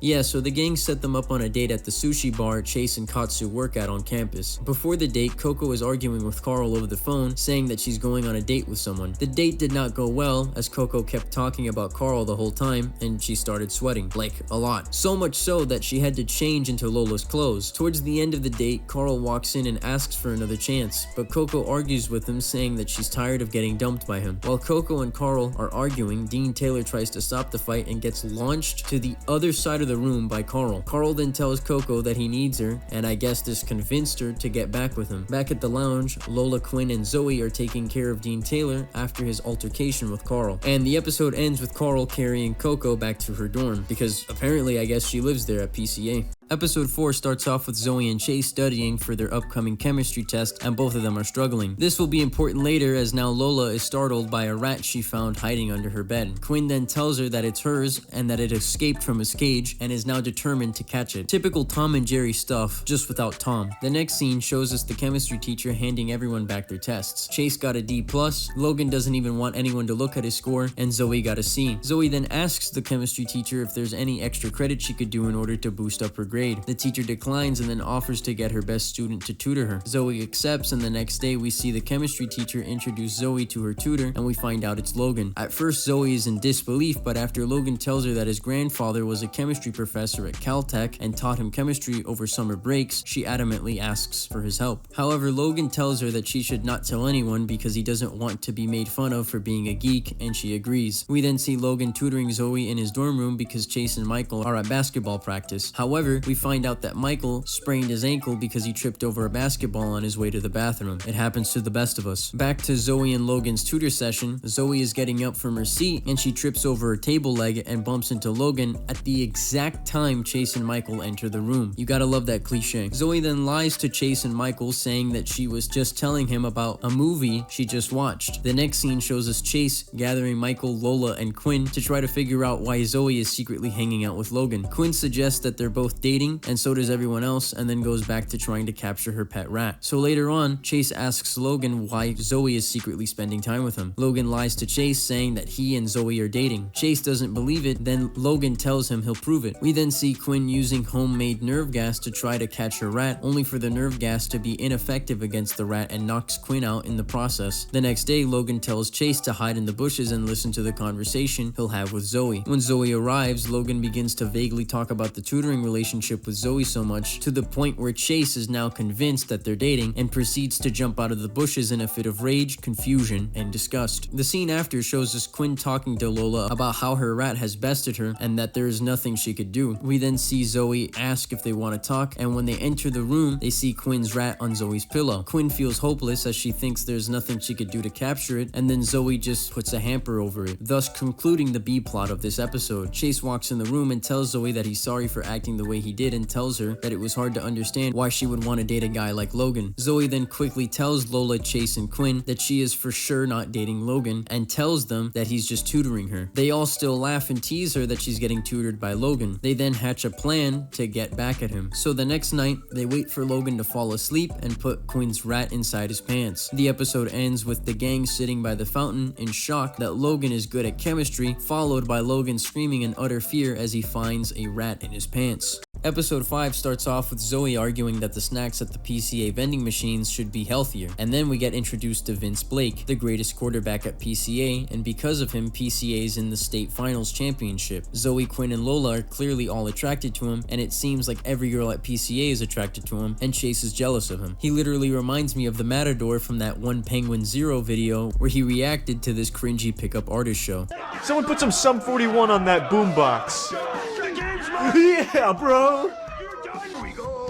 With me and women. This guy's like what every incel believes every man over 6 foot is like. Anyway, while in class, it seems Vince Blake is still being praised by every student for just being alive, except for Chase. Even the teacher is doing it. We find out that the football state championship is on Saturday. Not this Saturday, but Saturday in the show. I just thought I'd clarify that. We then see Quinn and Zoey go into Dean Rivers' office and ask about adding healthier foods to the vending machines, but Dean Rivers refuses as the vending machines already get a ton of money from the snacks they already have there. The scene after shows us Chase entering inside his history teacher's classroom because he thinks he has lost his phone in there. When Chase opens the door, he catches Vince taking pictures of the answers for an upcoming test. So when Chase tells Logan and Michael about it, they tell him that he shouldn't tell anyone because they don't want Vince getting suspended and not being able to play at the championship game. While this is happening, Zoey is ordering a new nutritional bar called Moon Bars so they can sneakily place them into the vending machines. Later on, we see Chase confront Vince about catching him cheating and that there is is a strict honor code at PCA and blah blah blah. I personally think Chase is wrong here because Vince is only cheating on a high school history test, like who cares? But apparently Chase can't let this slide unless if it was any other person besides Vince he caught doing it. We then see Michael and Logan keep telling Chase not to expose Vince's cheating because it'll cost them the championship game. And when you live in America, the high school football championship game means literally everything, or at least that's what TV makes it out to be. Also, look, it's the main character. I found out her name is Stacy, so that's cool. When Zoey enters her dorm room, we see that the moon bars have arrived conveniently inside her room. When Mark, Quinn, Lola, and Zoey try them out, they all spit them out. Quinn then suggests that they inject a special serum extracted from a cactus and inject it into the moon bars. This actually works and makes the moon bars taste better. We then see Quinn knocking out the vending machine handler with a nerve pinch and placing the moon bars in the vending machine. We then see a guy walk up to Chase saying that Coach Keller is calling him to go to the field alone. He's the coach from the earlier episodes. But apparently Coach Keller is nowhere in sight because it's the football team that threatens Chase, telling him that if he tells on Vince, then they're going to beat him up. We then see the history teacher handing out all the tests back to the students, and we find out that Vince got a perfect score. Okay, this is off topic, but like seriously, why is Vince always perpetually chewing gum? Anyway, Chase tells Vince that he won't tell on him as long as he doesn't cheat anymore. Vince disagrees, and so Chase tells on him. The history teacher is in disbelief, but when Chase tells him that the pictures of the answers are on Vince's phone, the teacher then asks for it. We then cut to Chase and Zoey playing basketball, and we find out that Vince can't play in the state championship game because he got caught for cheating. Zoey then says if she makes a basketball shot, then he did the right thing by telling on Vince. Zoey then makes the shot and leaves to go to her dorm room. When Chase is by himself, the football team, along with Vince, show up, and right when they're about to beat up Chase, Michael, Logan, and Mark come in to help Chase defend himself. The scene right after shows them all beat up and bruised while Zoey, Quinn, and Lola are tending to them. And Mark, well, let's just say he may have gotten the worst of it.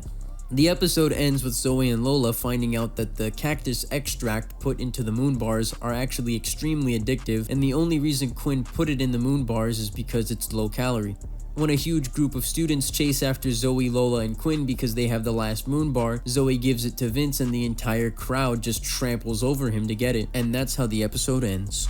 Episode 6 starts off with Logan wanting to be a part of the Silver Hammer Society, which is a secret high-end club at PCA. He's even overhauled his entire style in order to appear more preppy. Michael then says that the Silver Hammer Society will be recruiting new pledges. We then see a teacher, who's named Mr. Conroy, introducing a new student named Sarah. We then see Quinn showing up asking for one of Mr. Conroy's hairs, and so he introduces her to Sarah. Sarah then recognizes Quinn but can't remember why. Quinn then realizes and abruptly walks away. The next scene shows us Zoey and Lola getting recruited by the Silver Hammer Society, and Logan is crestfallen by this news. We then see Mark and Quinn walking to the hallway when Quinn sees Sarah and tries to avoid her at all costs. This doesn't work as Sarah is trying to say hi to Quinn, but Quinn tries to dodge any sort of conversation with her as she shoves both herself and Mark into a janitor's closet. We then find out that Chase has been recruited by the Silver Hammer Society but refuses to join, claiming that it's just a bunch of jerks wanting to feel more important than other people. Logan replies that that's the point. Chase then tosses the pin in the trash, and we then see Michael getting recruited, and this sends Logan over the edge, so much so that he grabs Chase's pin from the trash can and tries to enter the club with his invitation. While at the recruiting ceremony, we see Michael, Lola, Zoey, and Logan cosplaying as Chase, all blindfolded, and while taking off their blindfolds, Logan gets caught for stolen valor and then escorted out of the premises. We then see that each new member gets a task that they must do while pledging for the club. Zoey must feed the members, Michael must floss their teeth, and Lola must shave their backs. The next scene shows us Logan trying to start his own secret club, but it worked out just as you'd expected. Every member walks out except for the janitor. If you're wondering why he's only in his underwear, it's because Logan asked them to run around the campus wearing nothing but their underwear as an act of pledging for the club. You could now see why everyone left. In the lounge, Sarah finally figures out why she recognizes Quinn. Apparently, Sarah used to participate at beauty pageants when she was younger and plays a video of one that Quinn was participating in with her a long time ago. Quinn is extremely embarrassed by this, claiming that at that age she didn't know she wanted to dedicate herself to science. Now that Pledge Week is over, the pledges meet back at the Silver Hammer layer, and we find out that one of them needs to be voted off. Zoey finds this unfair, seeing as how they suffered enough throughout the week, and doesn't find it okay to vote someone out, so she leaves, followed by Lola, then Michael, then everyone else, and now the Silver Hammer Society has no new members. Logan makes fun of them for it, but when asked if he wants to join, he happily accepts, being being the only new member they have. The episode ends with Mark comforting Quinn, saying that he doesn't care that she was in a beauty pageant when she was younger, and asks if Quinn can perform in front of him the same way she did in the pageant. And yeah, the episode ends with her performing for him. That's about it. The next episode starts off with Zoey finding out that Michael has a crush on one of her friends, Lisa. As Lisa is walking away, Michael uses Zoey's Jet X, you know, the moped from season 1 episode 6. He uses that to catch up to Lisa so that he could talk to her. The next scene shows us Chase beating Logan on a racing game, and Logan saying that if it were a real life race, he would beat Chase. Chase then says that he could still beat him, and so Logan suggests that they each get their own go-kart and race. Chase then agrees, and we see Michael talking to Lisa, and while talking to her, something reminiscent of the American Pie movies happens.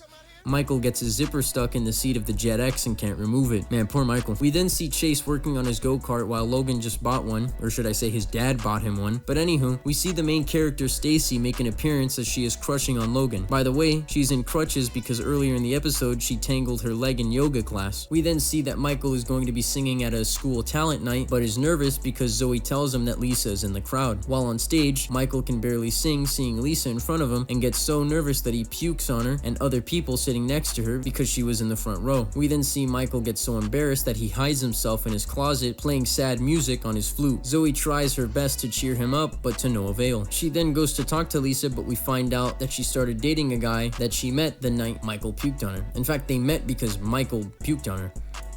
So that's unfortunate. The next scene shows us Chase and Logan getting ready to race each other, which we find out that this was Sean Flynn's, the actor that plays Chase, favorite moment to shoot in the show. We find out that Quinn has helped Chase make his go-kart have a high speed booster controlled by whether or not he presses a red button on his control panel. The race begins and Logan takes the lead. Zoey tells Michael the horrible news, and Michael is crestfallen to say the least. They then see Lisa and her new boyfriend eating lunch with each other, and Michael is even more crestfallen by this. Cutting back to Chase and Logan's race, Chase pushes the red button to get a high speed boost, passes Logan, and wins the race. The only problem is that Chase loses control over the go-kart and is about to crash into the table Lisa and her boyfriend are eating at. Lisa's boyfriend bails on her, and Michael rescues her right before Chase crashes into the table. Lisa then leaves her boyfriend for Michael because he saved her life. Chase is alright, by the way, in case you asked. It does show that he broke his right arm, but he should be fine. The episode ends with Lisa and Michael singing together at the school talent night. Episode 8 starts with Michael, Chase, and Zoey walking to class, but then see a fight between two kids. Zoey runs in to stop the fight, and when the wrestling coach sees Zoey stop it, he is impressed and wants Zoey to join the wrestling team. Zoey is reluctant at first, but after getting yelled at into it by the coach, she agrees. When she enters the wrestling practice, she sees Logan, and he is annoyed that she's joined, saying that she's going to ruin the team. When the coach arrives, he tells Zoey to just do warm-up exercises because she's joined at the end of the season and needs to catch up. We also find out that PCA will be wrestling at the California State Wrestling Championship. We then see a montage of Zoey doing nothing but exercises while the team is wrestling. The next day we see Zoey complain to the coach saying that she should now be ready to wrestle. The coach surprisingly agrees and replaces her with his best player, to the shock of everyone. The best player then warns her about a wrestler named Chuck Javers, who's like the Drago of high school wrestling in California. We then see the wrestling state finals are underway, and when Zoey's about to start her first match, her opponent forfeits due to the fact that he doesn't want to wrestle a girl, saying that it's a lose-lose situation. We then see another montage of Zoey's opponents all forfeiting and Chuck Javers demolishing everyone he's up against. As the both of them climb the leaderboard, we see that the final match is between Zoey and Chuck Javers, with Chuck telling Zoey that he doesn't care that she's a girl and that he won't mind wrestling her if that means he wins. But right before the match starts, the wrestling coach says that Zoey is injured and substitutes in his best wrestler, basically saying that he used Zoey this entire time to climb the leaderboard knowing that every one of her opponents would forfeit, thus taking PCA to the finals and having the best wrestler on the team fresh to fight Javers. Zoey dislikes this and tells the referee that she's not injured and that she's willing to wrestle Javers. The ref agrees and the fight lasts about a solid second before the screen goes black and we see Zoey wake up in the hospital bed at the PCA nursery. We also find out that Logan has a heart of gold because after Javers knocked out Zoey, Logan confronted Javers at the parking lot, saying that he went too hard on Zoey. However, Logan did did get beat up by Javers, which is why we see him in the hospital bed right next to Zoe's, and that's how the episode ends. The next episode starts with Zoe and her friends in psychology class, and their teacher assigns them to write their deepest secret on a sheet of paper because they're going to tie the paper on a balloon and send it to the sky. Later on, while Zoe is working on her psychology assignment, Chase enters her dorm room because he's delivering sushi to her and asks what her secret is. Zoe is so embarrassed by it that he tricked Chase into leaving the room. The next day, we see the psychology class tying their secrets onto their balloons and then proceed to let go of the balloon, sending it to the sky. Also, the main character Stacy is here, but she gets hit in the head by a golf ball hit by Logan. It was an accident, of course. Anyway, Zoe's balloon gets caught in a tree, but no one notices except for one mystery person with bell-bottom jeans and Converse. We then see that someone, who I will now refer to as bell-bottoms, slide a note under Zoe's door, and we see that the note tells Zoe to go to a website. We then see Zoe go to the website. Come on, Zoe. You should have used the sponsor of today's video, I'm just kidding. We then see that bell-bottoms is blackmailing Zoe into doing embarrassing things. The first being that she wear a banana suit around campus, or else her secret gets leaked. Quinn then asks Zoe why she is dressed like a banana, and so Zoe privately tells her that she's being blackmailed. Zoe then gives the note to Quinn, but when Quinn runs a DNA search on the note, she finds nothing. We then see that the website has updated, giving Zoe a new embarrassing task to complete, which is dancing the Macarena, which I'm guessing is a parody of the Macarena dance, on top of a table during school lunch. Zoe feels discouraged and accepts her fate of dancing the Macarena. However, Quinn, along with Lola, find an IP address through the website. The IP address leads to them to the guy from the Robot Wars episode, but he says that he was forced into making the website for Bell Bottoms and refuses to give up the identity of Bell Bottoms. Quinn then knocks him out using a pressure point and proceeds to tie him to a chair at their dorm. Quinn and Lola then tell him that if he doesn't tell them who Bell Bottoms is, they're going to burn his Galaxy Wars toys in acid right in front of him. After burning a toy in front of him, he cracks and gives them the identity of Bell Bottoms. The next scene shows us Quinn and Lola running after Zoe before she dances the Macarena and tell her the true identity of Bell Bottoms. They all three then confront the person behind everything, Rebecca. That's right, Chase's ex-girlfriend was the one behind all this, but that still won't stop her from leaking Zoe's secret. Rebecca tells Zoe that if she doesn't dance the Macarena, or the Macalana in this case, same thing, she'll reveal Zoe's secret to the whole school. The scene after, Zoe's about to dance in front of everyone, but before that happens, Chase steps in and announces to everyone that he was the flower girl at his uncle's wedding. Then Lola steps in and admits that the first time she put on a bra, she didn't know how to take it off and her mom had to help her. I think you're starting to get the gist. All of Zoe's friends start saying embarrassing secrets about themselves to everyone. After all that, Zoe finally admits the secret she's been hiding the entire time, saying that she was the baby showing her bare butt on a suntan lotion called Golden Tone, which was on the logo. This completely dismantles Rebecca's revenge, and so she leaves. The episode ends with everyone dancing the Macarena. Episode 10 starts with Chase working on a research paper he has to complete by Monday, but because it's his birthday weekend, his friends want to throw him a surprise party. We then see a teacher escorting Dustin to Dean Rivers' office because he was dared to jump into the fountain. Zoe stops this by bribing the teacher with an oatmeal raisin cookie and telling Dustin that she can't keep bailing him out of trouble all the time and that he should stop getting in trouble. The next scene shows us Chase working on a virtual birthday card for his grandma because their birthdays are on the same day, and that when she opens up the card, a song by the name of A Million Raindrops will start playing. It's probably a parody of a real-world song, but I don't know what it is. Apparently, the song is very special for Chase and his grandma because she would sing it to him whenever Chase felt down. We then see Lola insert $1 into a vending machine only for her doodle cake to get stuck in the machine. Quinn tries to help her by kicking the machine with her, but when Dustin sees this, he tries putting his arm into the vending machine to try and get the doodle cake out, but his arm gets stuck. While this is happening, we see that Michael and Zoe agree on throwing Chase a pajama party and override Logan's idea, which was a swimsuit party because he wanted to see girls wear bikinis. We also find out that Zoe has called Chase's grandma to come and surprise Chase at his party. But anyway, Dustin pleads with Quinn and Lola to not tell Zoe about this because he can get in trouble. Lola and Quinn then put the vending machine and Dustin in Michael, Logan / Chase's dorm room so that Zoe doesn't catch him, and he has to wait until the next day to get his arm out because that's when Quinn can get access to the janitor's closet to get industrial strength lubricant. We then find out that Chase's grandma can't show up to the party because she has the flu. flu. So the next day we see Chase is still working on his research paper and Dustin still has his arm stuck in the vending machine. Quinn and Lola enter the room with the industrial strength lube and try to get Dustin's arm out of the machine. Michael's alarm then goes off, and so Chase leaves the room because of the noise. Zoey then gives Chase her present to him, but it's just a PCA pen, and then Zoey explains that she was trying to get his grandma to show up, but she got the flu. Chase is touched by this and already knows that they were planning a surprise party for him because Logan accidentally CC'd him with the invite email. Anyway, the lube isn't working on Dustin, so Lola and Quinn quit trying to get his arm off the machine and say they'll try again after Chase's party. So they just kind of leave him there with a puppet. They then surprise Chase with his party, and Zoey then leaves to put on her pajamas. In order to free himself, Dustin inserts $1 and gets something from the vending machine. Back at the party, Zoey arrives and sees that Chase isn't around. Zoey believes that he left to go work on his paper, but Michael then tells her that his grandma died and that he wanted to be alone. The episode ends with Zoey finding Chase by himself in the rain and comforting him while the song "A Million Raindrops" is playing.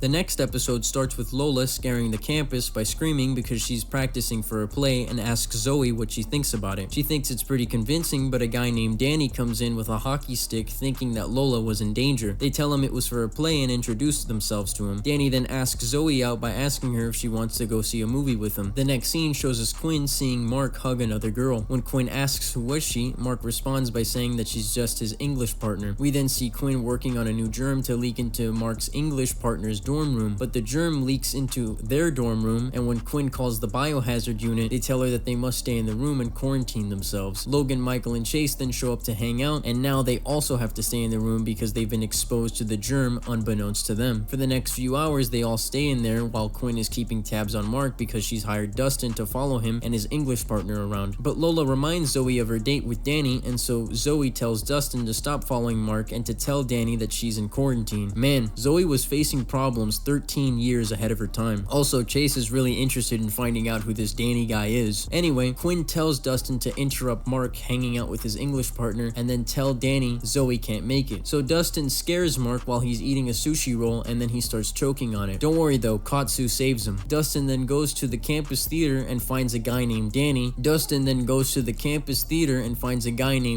But this one is played by none other than Oscar-nominated actor Austin freaking Butler. Dustin tells young Elvis that Zoey won't be able to make it for the date, and it turns out that young Elvis was on a date with the main character herself, Stacy. She then gets mad at Elvis Danny and leaves him. After Dustin leaves, the other Danny shows up and believes Zoey stood him up. The biohazard team then comes in and tells the gang that the germ that Quinn made is harmless and that they can leave now if they want to. They then leave, but not before they pull an epic prank on Chase.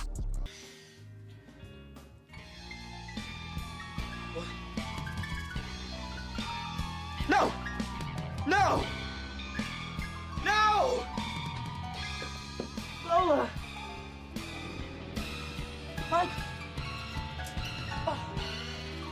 Quinn! You realize what your mutant germ has done?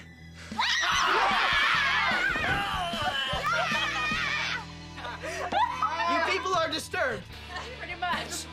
Quinn then confronts Mark's English partner, but we find out that Mark hired her to paint a portrait of him so that he could give it to Quinn as a surprise present. Quinn is touched by this and apologizes to the girl. We then see Zoey talk to Danny, but he's mad at her because he thinks she stood him up. Zoey then explains to him what happened, but he just walks away from her. Quinn then shows Zoey the portrait of Mark, and she's happy that Quinn's happy. The episode ends with Danny coming back and forgiving Zoey, but we never see him ever again. Episode 12 starts with Chase receiving a package from his grandpa thinking it's a new MP3 player because he talked to him about it. However, it turns out to be an old radio from the 1940s. Chase then gives it to Zoey for $5 and a free taco coupon. The next scene shows us Lola talking to Quinn about if Mark is a good kisser or not. Quinn confesses to Lola saying that they've never kissed, and Lola is in shock, seeing as how they've been dating for 2 years. Zoey then walks in with her radio and Lola asks how old is it. Zoey tells them that it doesn't say, only that it's called a FATA Model 115, which is actually a real radio that existed back in the 1940s, believe it or not. Quinn searches it up on Zaplook, which is a parody of Google, and find out that the radio is worth thousands of dollars. Lola and Zoey agree that she should give the radio back to Chase, but Quinn argues that she bought it fair and square. Later on, Quinn then asks Mark why he doesn't want a kiss, and he responds by saying that he wants the moment to be just right. We then see Lola tell Michael and Logan that the radio is worth thousands of dollars. Chase then shows up, and so Michael and Logan tell him that the radio he gave Zoey is worth thousands of dollars. Chase is then angered by this and confronts Zoey, saying that she scammed him. Zoey then says she didn't know how much it was worth and was going to give it back to him, but after the argument, Zoey decides to keep it for herself. We then see Quinn and Logan arguing with Lola and Michael over who gets to keep the radio. Quinn and Logan are saying that Zoey should keep the radio because she paid for it fair and square, whereas Lola and Michael are saying that Chase never knew the value of the radio and so Zoey should give it back. While all this is unfolding, the main character, Stacy, just wants the mustard. Just give it to her, guys, please. The two groups all split up because they've had it with each other, but not before Michael passes the mustard to Stacy, the true main character of the show. The next scene shows us Quinn setting up a romantic walk with Mark, and when she thinks he's about to kiss her, he just lets her know that she has an eye booger. Chase then gets a call from his grandpa asking how he likes the radio. Chase then tells him that he lost it and how it's worth thousands of dollars and that he's going to get it back. We then see Chase sneaking inside Zoey's dorm room, but Zoey was waiting for him and throws a pie on his face. This wakes up Quinn and Lola, and they all start arguing again about who gets to keep the radio. Lola stops the fight and says that they need an outside party with barely any emotion to decide who gets to keep it. Quinn then says she knows someone, and we then see Mark being the judge of who gets to keep the radio. Mark, after hearing both sides of the argument, decides that Zoey gets to keep the radio, but Zoey feels bad about it. The next scene shows us Mark walking back to his dorm room and Quinn thanking him for being the mediator, but Mark interrupts her by finally kissing her, his rationale being that she wasn't expecting it. We then see Zoey bring a taco for Chase, even though he's still mad at her. Zoey also gives him back the radio, saying that she was genuinely going to give it back to him. It's just when he confronted her so aggressively, it made her keep it out of spite. Chase then forgives her and tells her that he'll sell it and split the money with her, saying it's the fair thing to do. However, the episode ends with Chase's grandpa stealing the radio back for himself and Chase and Zoey just sharing the taco. The next episode starts with a bit of an uncomfortable opening.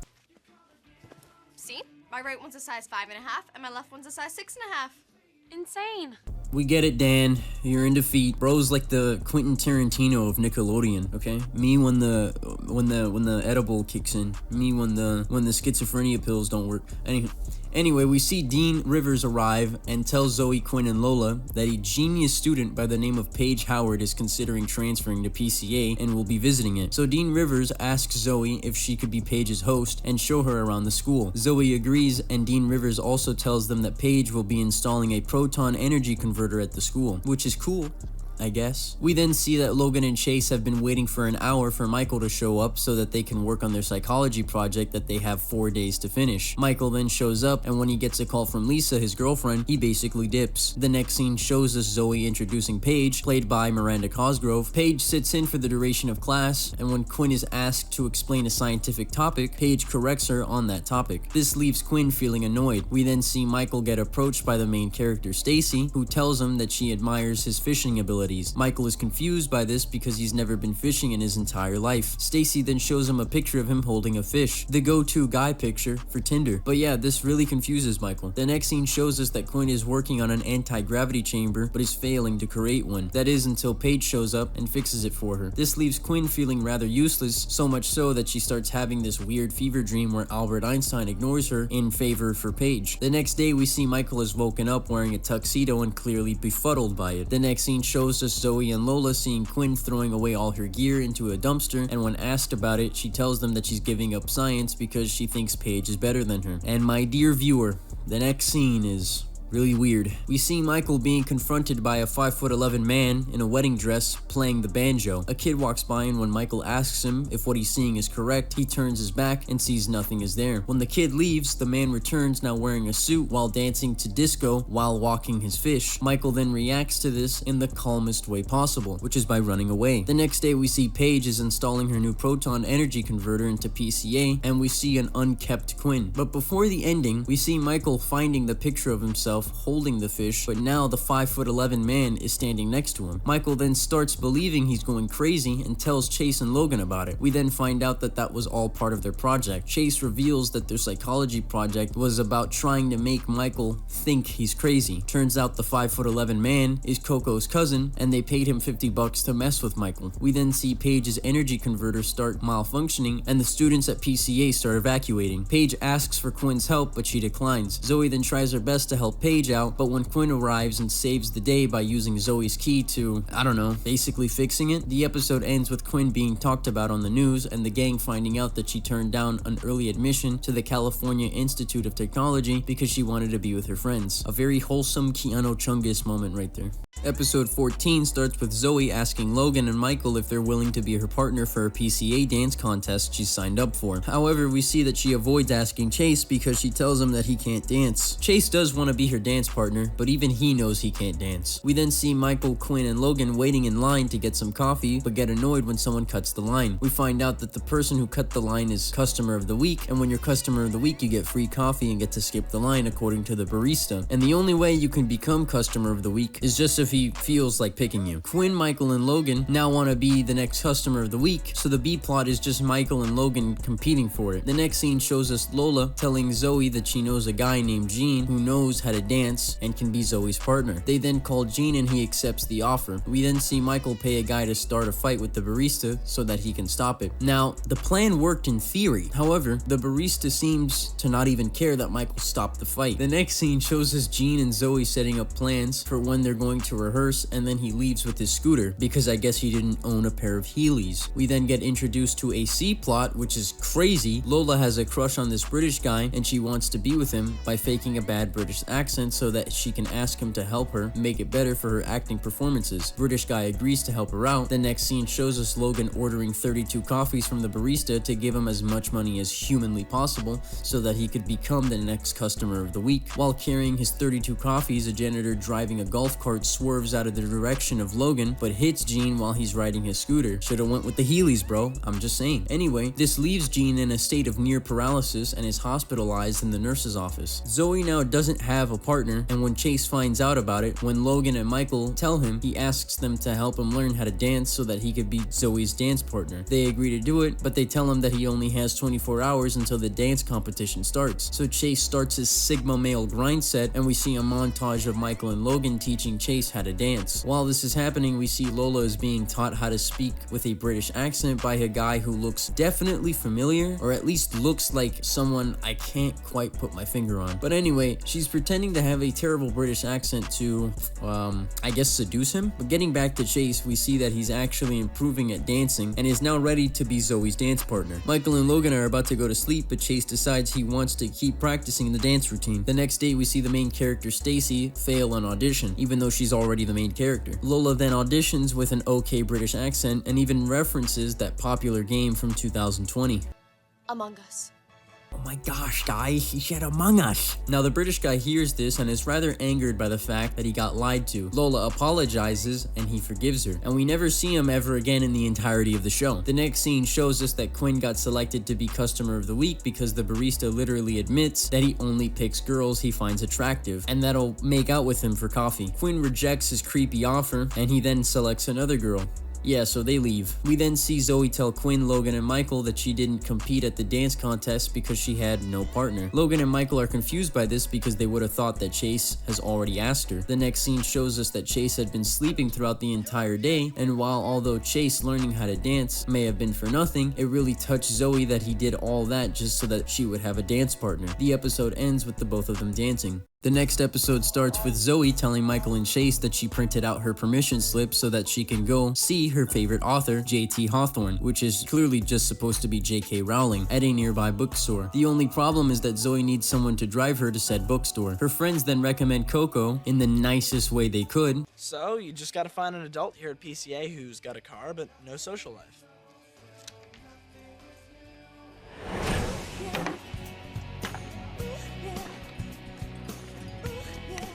Zoey then asks Coco if she could drive her to the bookstore. However, Coco says she'll drive her under the condition that Zoey bring her the ravioli that Michael's grandma made at the potluck the year prior. The next scene shows us Chase overhearing a real intellectual debate over who killed Superman in issue 74, but is trying to study, so he first tells them to be quiet, and when that doesn't work, he straight up just tells them the answer. It was not Darkseid, it was not Brainiac, it was Doomsday, all right? Doomsday killed Superman. And it was not in issue number 74, it was in issue number 75. Believe it or not, it actually was Doomsday. We then see Zoey ask Michael to make his grandma's ravioli. However, Michael has to work on a project with the main character Stacy. Michael agrees to do it under the condition that Zoey convinces Stacy to finish the project on her own. While this is happening, we see Chase and Logan spying on the volleyball girls until the group of comic book enthusiasts ask Chase trivia questions about comics, and he gets all of them correct. They then want him to be the president of their comic book club, but he literally runs away from them. The next scene shows us Zoey asking Stacy to work on the project on her own. However, Stacy says that she'll do it under the condition that Zoey sets up a date between her and Logan. Zoey then agrees and then asks Logan if he could go on a date with Stacy, to which he responds with not unless if Zoey convinces Dustin to give him back his PCA ring that he lost to a bet to him. If you're interested in knowing, the bet was that Logan thought rabbits liked salsa, whereas Dustin didn't think that that was the case, so they tested the theory and it turns out rabbits don't like salsa. We then see Zoey ask Dustin to give the PCA ring back to Logan under the condition that Zoey convinces Lola to be a part of Dustin's magic show. Zoey then begs Lola to be a part of Dustin's magic show under the condition that she find a babysitter for Mr. Bender's baby. Zoey then asks Chase to look for Mr. Bender's baby, and Chase agrees under the condition that they get the comic connoisseurs to leave him alone. Lola then bargains with the comic connoisseurs, and they say that they'll leave Chase alone under the condition that they get an operating system that Quinn created called Quindo's QP. Zoey then asks Quinn to give the comic connoisseurs Quindo's QP, but she says she can't. And then Zoey explains the entire quagmire that she is currently in. If you don't give it to him, they won't leave Chase alone. But Chase won't babysit Mr. Bender's kid, which means Lola will be Dustin's assistant for his magic show. I get it, but then Dustin won't give Logan his ring back, and then Logan won't go out with Stacy. Just please get a word. Then Stacy won't finish her history project without Michael, and then Michael won't be able to make his grandma's ravioli for Coco. If I could just, then Coco won't drive me to the book nook, and I'll never meet JT Hawthorne, and I'll cry. There is no Quindo's QP. Yeah, so everything starts collapsing and falling apart. However, the good news is that after Zoey picks up the ravioli from the garbage and tells Coco, Coco doesn't care and still accepts the ravioli and drives her to see JT Hawthorne. Episode 16 starts with Logan and Michael arguing about which item would be more important to bring onto an island, a knife or a sock. I'll let you decide that for yourself, dear viewer. We then see a student tell Zoey that a delivery guy is waiting for her outside. When she gets there, the delivery guy hands her a box of ribs. She then asks who's it from, to which the delivery guy hands her a note. Chase reads the note saying that her great uncle Morris has passed away and is giving her ribs, like lots of ribs. It turns out that the entire delivery truck is filled with nothing but ribs that are all given to Zoey. The next scene shows us Quinn working on an everlasting candle with Mark. However, as soon as she lights it, it causes a small explosion that leaves Mark with no eyebrows. We then find out that Zoey has placed all her ribs in the school cafeteria freezer and that she only has until Sunday to keep them there. Zoey suggests to Michael, Chase, and Logan that they should create a rib cook-off at PCA. Each student will have their own booth to create the best ribs possible in order to win the contest. We then see that Quinn has created a potion to regrow hair fast. She demonstrates by previously adding it to her armpit, and we see that it works. But we all know that Mark should have used the sponsor of today's video, Keeps. I'm just kidding. I'm actually unemployed. Getting back to the episode, Quinn applies this potion on Mark's eyebrows, and we will later see what happens. The next scene shows us Zoey and Chase asking if Coco could supervise the cook-off, to which she demands to be the judge of, even though they were gonna ask her anyway. The next day, we see Quinn wake up with very bushy armpits, and Mark waking up with a rather fashionable set of eyebrows. We then see Zoey, Chase, Michael, and Logan working on making their ribs. Logan applies his family rib rub on the slab and says it's world famous. Michael retorts with saying it can't be world famous, and so an argument almost ensues. It actually isn't until Michael starts applying his grandma's homemade barbecue sauce on the rib that things start getting wild. You get some rub, and then you apply it to the ribs. That's right, all in the rib cage area, all in there, right there. Okay, maybe this would be a good time to take a little break. Wait. Let me see if I understand how to apply the sauce.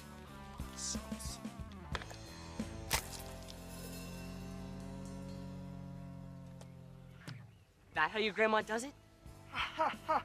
Yeah. Let me show you how she takes out the trash. Yeah, so Michael and Logan start fighting and they decide to split up into their own teams, with Chase partnering up with Logan and Zoey partnering up with Michael. However, their arguments get interrupted by Mark looking for Quinn. The next scene shows us Dean Rivers telling Michael, Zoey, and Lola that Pierre Lamage is going to be a judge at the rib cook-off. Pierre Lamage is like Gordon Ramsay in this universe. Dean Rivers explains that he was at a gas station and met Pierre there and told him about the cook-off, and so Pierre asked if he could be a judge. Dean Rivers then leaves and we see Chase and Zoey pull a real life Who's Gonna Tell Him on Coco. Dean Rivers then introduces Pierre to the students there in the lounge, and Chase suggests that Coco should be the assistant judge. We then see Dean Rivers show Pierre around the school, but when Dean Rivers needs to take a phone call, Logan drops a hefty amount of cash on the floor next to Pierre and tells him that when he's judging the cook-off to remember the name Logan Reese. While this is happening, we see Mark and Quinn shaving themselves, and goodness Mark, you coulda used a clip guard instead of shaving everything off. We then see Michael bribing Pierre with a back massage. The next day we see the rib cook-off has begun with a montage of Pierre and Coco judging all the ribs, and we even see the main character Stacy. Pierre and Coco give Logan and Chase's ribs a 9.6 rating, and when Pierre is judging Zoey and Michael's ribs, before he could give them a rating, the police show up and arrest Pierre because it turns out he was just some guy impersonating as Pierre Lamage. After fake Pierre is taken away, Michael says that his ribs were the best, to which Logan says it wasn't, and they start getting into an argument, but Zoey, Chase, and Lola tell them to stop fighting. Michael and Logan then hug it out like bros, and we see everyone party. Quinn and Mark look at all the fun people are having outside and decide that they shouldn't care about what other people think of them and join them. The episode ends with a girl asking if either Michael and Logan would like to dance, and so they both start fighting each other again. The next episode starts off with Zoey and her friends struggling to answer questions given by their economics teacher, Mr. Hodges. Barely anyone is getting the answers, not even the main character, Stacy. Nelson, who was Adam Smith? A political economist and a moral philosopher? From what country? Switzerland? Wrong. Sweden? Wrong. Scotland? Yes, but your shirt is hideous.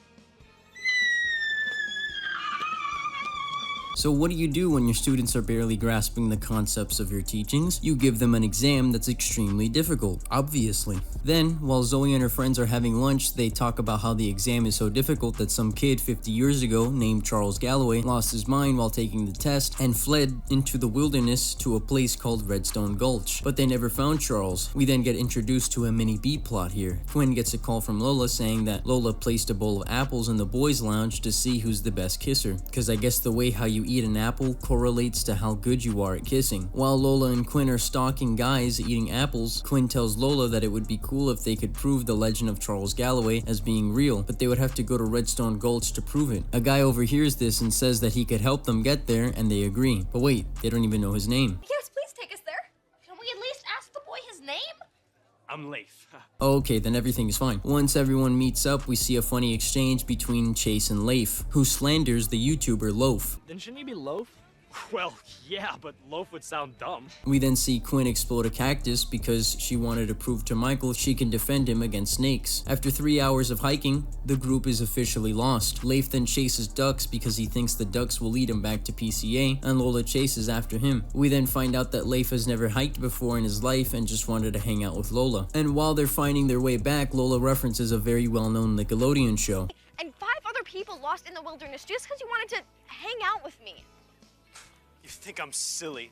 No, Leif. SpongeBob's friend Patrick is silly. I think you're a weirdo. Just thought I'd show that. We then see Lola being attracted to Leif by the way he's eating his apple and kiss him. She fell for him because he literally ate an apple. While this is happening, we see the gang finally arriving to Redstone Gulch, and we see that they found Charles Galloway's PCA necklace, proving that the legend was real. Logan wants to take the necklace with him to become famous at PCA for proving the legend, but the rest of the gang wants him to put it back because they don't want to disturb Charles Galloway's resting place. But Logan, being Logan, sneaks the necklace inside Zoey's backpack. As soon as this happens, a huge storm starts to form, and a green mist starts to harass the gang. The gang splits up during the commotion. Zoey sprains her ankle, and Chase picks her up and takes her all the way to the PCA infirmary, even though they were just lost, but I suppose they just somehow found their way back. The show never really explains this. In the infirmary, we see the main character herself, Stacy. Yes, dude. The rest of the gang make it to the lounge and start arguing with each other about how the green mist was the ghost of Charles Galloway. Chase uses the phone in the infirmary to notify Zoey's condition, and they all start heading to the infirmary. Oh, and if you're wondering how Chase even knew they were in the lounge, the show never explains it either. While in the infirmary when Zoey gets her soup, she also gets a hallucination similar to the one in The Lost Boys.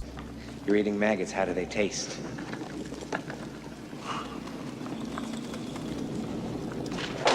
Leave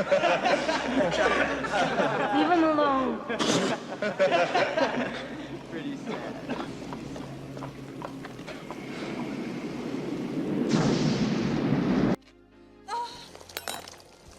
Chase! What? Look in the bowl! Wow.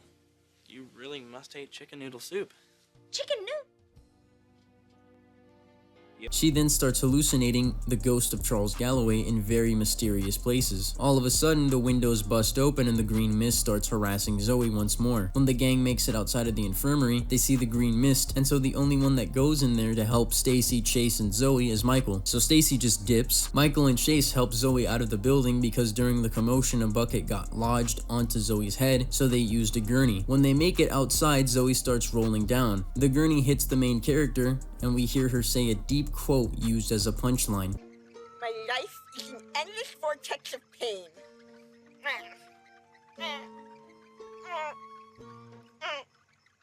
And while Chase is helping her, Quinn gets the idea of creating an orb that'll trap the green mist, like a Pokeball. The ghost starts chasing them and the chase leads them to Mr. Hodges' classroom. Michael and Quinn throw the orbs, but they do nothing, and the ghost completely destroys the classroom. They then run away from the ghost to a secure location where Logan finally admits to what he did. We then see that it's morning, and the gang has returned to Redstone Gulch to place the necklace back on Charles Galloway's grave. However, this is also the morning where they have that infamous economics exam. Mr. Hodges is having an old man menopausal conniption because his entire class is in complete ruins. The gang walk in and they admit to ruining the classroom because the ghost of Charles Galloway chased them there. As soon as Mr. Hodges says that there is no such thing as ghosts, the green mist emerges from Galloway's grave and spins him until he just cancels the exam. And the episode ends with this like Sony Vegas Pro Arial font the end sign. Episode 18 starts off with Michael, Zoey, and Chase playing 8-ball, and when Zoey scores, Michael says that it was drippin', and this is the beginning of his attempt to create a slang term. We then see Dustin carrying a box for Logan, and when opened, we find out that Logan's dad, who is currently in Japan shooting a movie,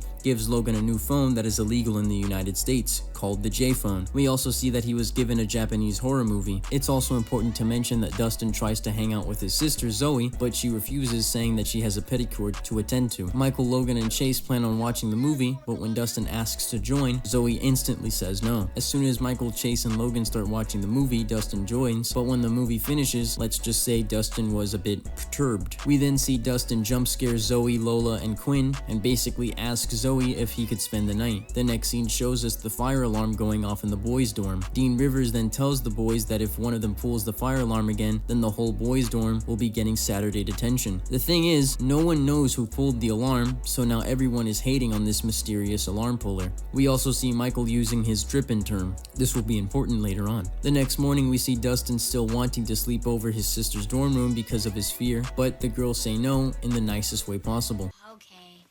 But I'm gonna sleep here again tonight, okay? No.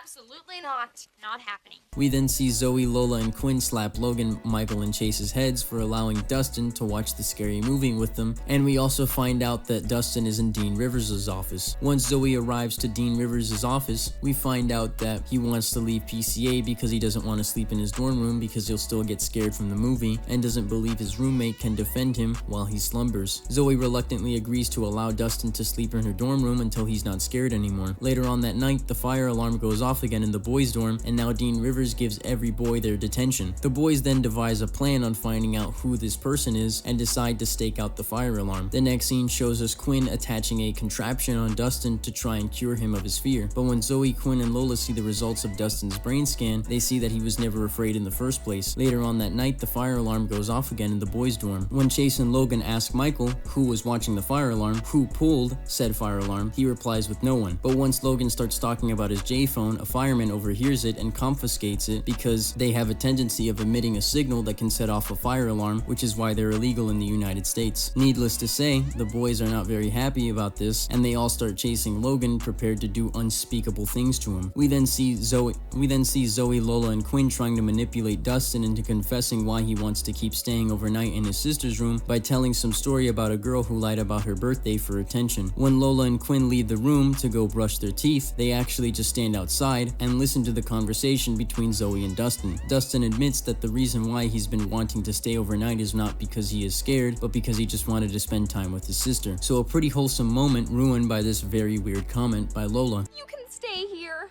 You could move in with us. You can even take a digital picture of my bra. I don't blame Lola, I blame the writers that wrote that line. We then see Logan with a black eye, and we also see two guys use the word drippin', and Michael's reaction is one of the few moments of this show that made me laugh. Oh, did you hear that? Did you hear it? He said dripping. The two guys then say that dripping has always been around since the dawn of mankind. Michael, feeling as if he had just been robbed, then creates a new slang word, flump, and the episode ends with this really wholesome pre-credit scene of Michael. He's just so happy there.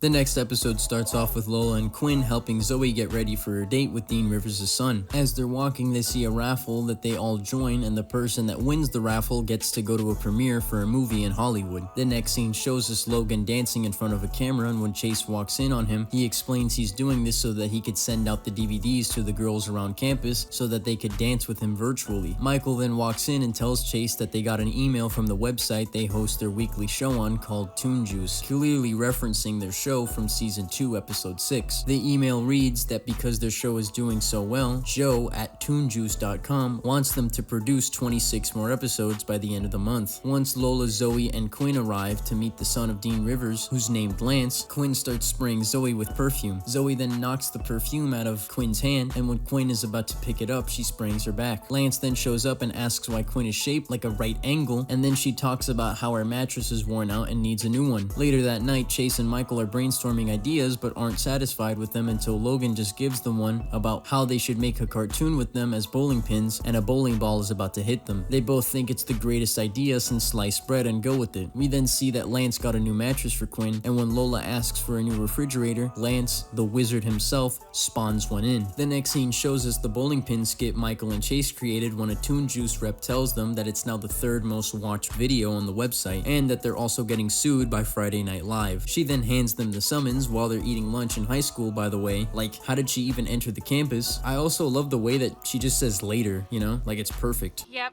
they're suing you for stealing their idea. Later. We then see that Zoey won the raffle and that Lance miraculously also got a ticket. Lola and Quinn tell Zoey that they suspect Lance of rigging the raffle. So yeah, Zoey and her friends are now not in good terms because of this. The next scene shows us Michael and Chase confronting Logan for giving them a stolen idea, and Logan responds with, 2 bowling pins scared of a ball that's about to hit them? They did it on Friday Night Live. I know. It was awesome. I laughed my butt off. Dude, why would you pitch us an idea you saw someone else do? Because I was tired and you clowns were keeping me up. Zoey then walks in and tells Michael and Chase about her situation with Lola and Quinn. They both basically tell her that they're just jealous and she shouldn't feel bad about winning. Zoey agrees, and once she leaves, Chase and Michael concoct an idea in which they would sneak onto the limo Lance and Zoey are going to be on so they could try to go to the Friday Night Live studio and try and talk their way out of getting sued. The next scene shows us Michael and Chase sneaking into the truck of the limo, and after a bit of driving, once the driver stops at a red light, Michael and Chase hop out of the trunk and make their way into the Friday Night Live studio. We then see that Lance confesses to Zoey that he indeed rigged the raffle in order for Zoey to go with him. Zoey gets mad at him for this and decides to head back to PCA. The next scene shows us Michael and Chase arriving on set of the Friday Night Live studio and going up to one of the producers there and ask for him to dismiss the lawsuit. We then find out that Friday Night Live also stole that skit when a cast member admits it. To do the scared bowling pins? What are you talking about? Yeah, what are you talking about? Dude, they did the same bit on the Dick Van Dyke Show in '65. I'm pretty sure Sid Caesar did it before that. Seriously? Yeah, seriously, it's a classic. Well. About that lawsuit.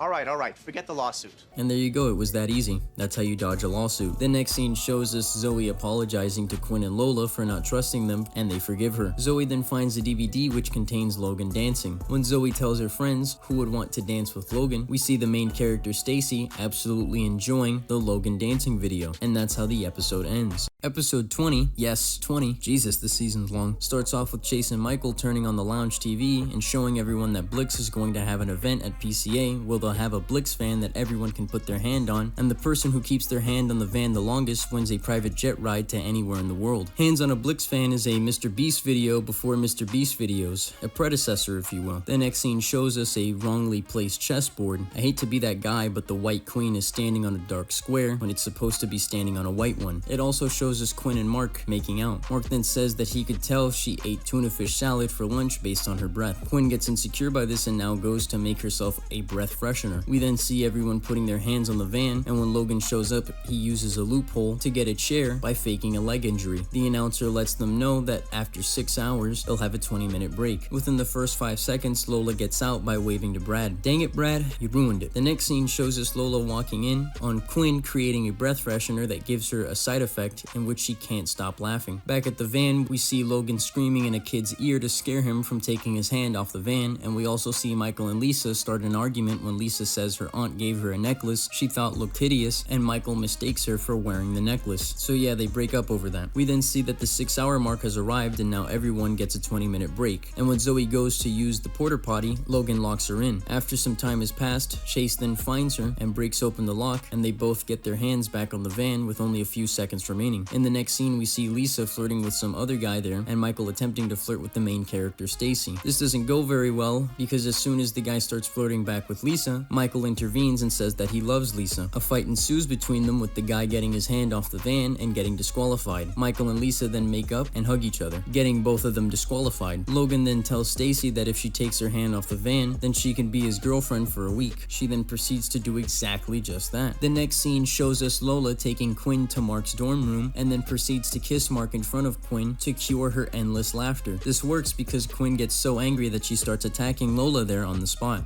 We then see Zoey about to fall asleep, and as her hand is slowly slipping off, Logan stands up and claims her hand was off the van. This then leads to Chase pointing out the fact that Logan's leg is fine, which gets him disqualified from the challenge. Now it's just Zoey and Logan. After several more hours of waiting, Zoey strikes a deal with Logan, in which they both take their hands off the van at the exact same time so that they can get a tie and both win. Logan agrees, but when Zoey counts down from 3, she doesn't take her hand off the van, thus tricking Logan. The episode ends with Zoey winning and Logan getting carried away by his new girlfriend, Stacy. The next episode starts with the gang being impressed by Quinn's invention that turns the page for her while she's typing an essay. Everyone is impressed that Quinn can do 2 things at the same time, and Michael makes a joke about how he can't watch TV and burp at the same time, to which everyone laughs except for Quinn. This will be important later because throughout the episode, Michael is trying his best to make Quinn laugh. Zoey then walks in and says that she just spent 2 hours with her guidance counselor discussing what things she needs to do to get into college. Logan then says that she shouldn't be worrying about that stuff because it's 2 years away. The gang then tells him that he should be worrying about it now. Logan then realizes that he hasn't done anything impressive to put on his college application, so he leaves to do just that. Michael then attempts once more to make Quinn laugh, but to no avail. The next scene shows us Lola, Zoey, and Chase being introduced by Logan's extracurricular activity, which is him starting a beauty pageant at PCA. They then tell him that beauty pageants are sexist because it would be immoral to have a contest for girls to out-pretty each other. Unfortunately though, as soon as Logan says that the winner will be on the front cover of Buzz magazine, a parody of Vogue, Lola and Zoey switch up faster than a light switch. We then see Michael come up to Quinn while she's massaging Mark's feet and tells her a joke. The joke did not land and Michael now devotes himself to making her laugh. The next scene shows us Lola telling Logan about how she's going to perform a monologue for her pageant performance. Logan then says that she should be worried about which dress she has picked out for the evening gown competition. Lola replies with how Zoe is already making her a dress. Logan then manipulates Lola by saying that because Zoe is competing against her, she's going to make her dress better. We then see Michael once again try to make Quinn laugh by trying a bit too hard with physical comedy. The next scene shows us Zoey showing Lola the dress she made for her, and she immediately is thinking the worst, and they start having an argument. The next day, Zoey and Lola are still mad at each other, so much so that a melon is thrown at our main character Stacy. We then see Michael tell Quinn a scientific joke that also unfortunately does not land. In the next scene, we see Zoey acting very insufferable towards Chase while he's helping her with questions to answer for the pageant. And then we see Chase start spitting some facts. Hey.